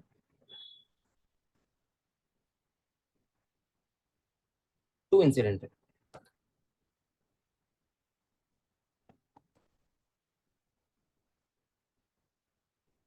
clear है बच्चों, एवरीवन? बच्चों इज दिस क्लियर, है ना? ठीक है। तो अगली क्लास में आपको बताऊंगा कि क्या वो तीन, जब आप तीन म्यूचुअली परपेंडिकुलर प्लेन बनाओगे तो कैसे होगा, ठीक है? वो थोड़ा टफ है। तो अभी ऑलरेडी 11:30 हो गए, तो मैं ज्यादा खींचना नहीं चाहता इसको, ऑलरेडी 2 घंटे की क्लास हो गई है, ठीक है? ज्यादा खींचना नहीं चाहता। चलिए आज ऑप्टिक्स से हमने शुरुआत कर दी है, ठीक है? चलिए अगली क्लास में मिलते हैं बच्चों, ठीक है? अगली क्लास आपकी मोस्ट प्रॉब्ली कल ही रखूंगा मैं, ठीक है? कल, या मेरे को कल शायद कहीं बाहर जाना है, तो शायद कल या परसों में कहीं रखूंगा आपकी क्लास, ठीक है? तो फिर कल परसों में कंटिन्यू करते हैं, ठीक है बच्चों? भैया रोज वही क्लास, हाँ मोस्टली अब रोज हुई है, मतलब कभी अगर जब बाहर जाना हुआ, अर्जेंट हुआ तो अलग बात है, वैसे रोज ही हुई है अब आपकी क्लास, ठीक है? वैसे आपकी मैं आपको बता दूं, कल आपकी शायद 8 बजे हो सकती है, शाम को 8 बजे होगी क्लास आपकी, होनी होगी तो 8 बजे होगी, ठीक है? चलो यार, ओके। अभी कोई होमवर्क नहीं है बच्चों, अभी कोई रियोप्टिक्स होमवर्क नहीं। मैं पहले बता दूं, रियोप्टिक्स के लिए हम काफी सारी बुक्स फॉलो करने वाले हैं। इलेक्ट्रो में थोड़ी ऊपर नीचे हो गया था, बिकॉज बीच में थोड़ी तबियत भी खराब और थोड़ा सा गैप आ गया था, इसी वजह से। तो अब रियोप्टिक्स में हम एक परफेक्ट फ्लो फॉलो करेगा, थोड़ी बहुत ना अलग अलग बुक्स को हम फॉलो करने वाले हैं, ठीक है? ताकि हमें जेई डाउट का कोई दिक्कत ना है। भैया चैप्टर 2 मत लेगा, अरे नहीं नहीं बच्चे, मैं हर दिन क्लास लूंगा, दो दो ढाई ढाई घंटे की, तो शायद ये 10-15 दिन से ज्यादा ना ले, 10-15 दिन से ज्यादा नहीं लेगा, डोंट वरी। ठीक है, फिर हम इलेक्ट्रो को भी थोड़ा लेवल अप करेंगे वापस, फिर हम कैपेसिटेंस करंट इलेक्ट्रिसिटी फिर आगे बढ़ेंगे, ठीक है? ओके। कब तक खत्म हो जाएगा बच्चे? अगले अगले 15-20 दिन ले ले, अगले 15-20 दिन में खत्म हो जाएगा पूरा। थोड़ा बड़ा चैप्टर है, इसको बड़ा चैप्टर माना जाता है, आराम से 1.5-2 महीने में होता है। टेस्ट है 22 को, इसका इसका टेस्ट है क्या, रे ऑप्टिक्स का टेस्ट है? इस 22 को है क्या बच्चे? अरे 22 तक तो खत्म हो जाएगा फ्रेंड्स, बच्चे 22 तक तो खत्म हो जाएगा, 22 तक तो आराम से खत्म हो जाएगा, ठीक है? अच्छे से तैयारी करना, ओके? चलो ओके बच्चों, मिलते हैं अगली क्लास में। Bye everyone, see ya, good night, take care. Good night everyone, good night, see या।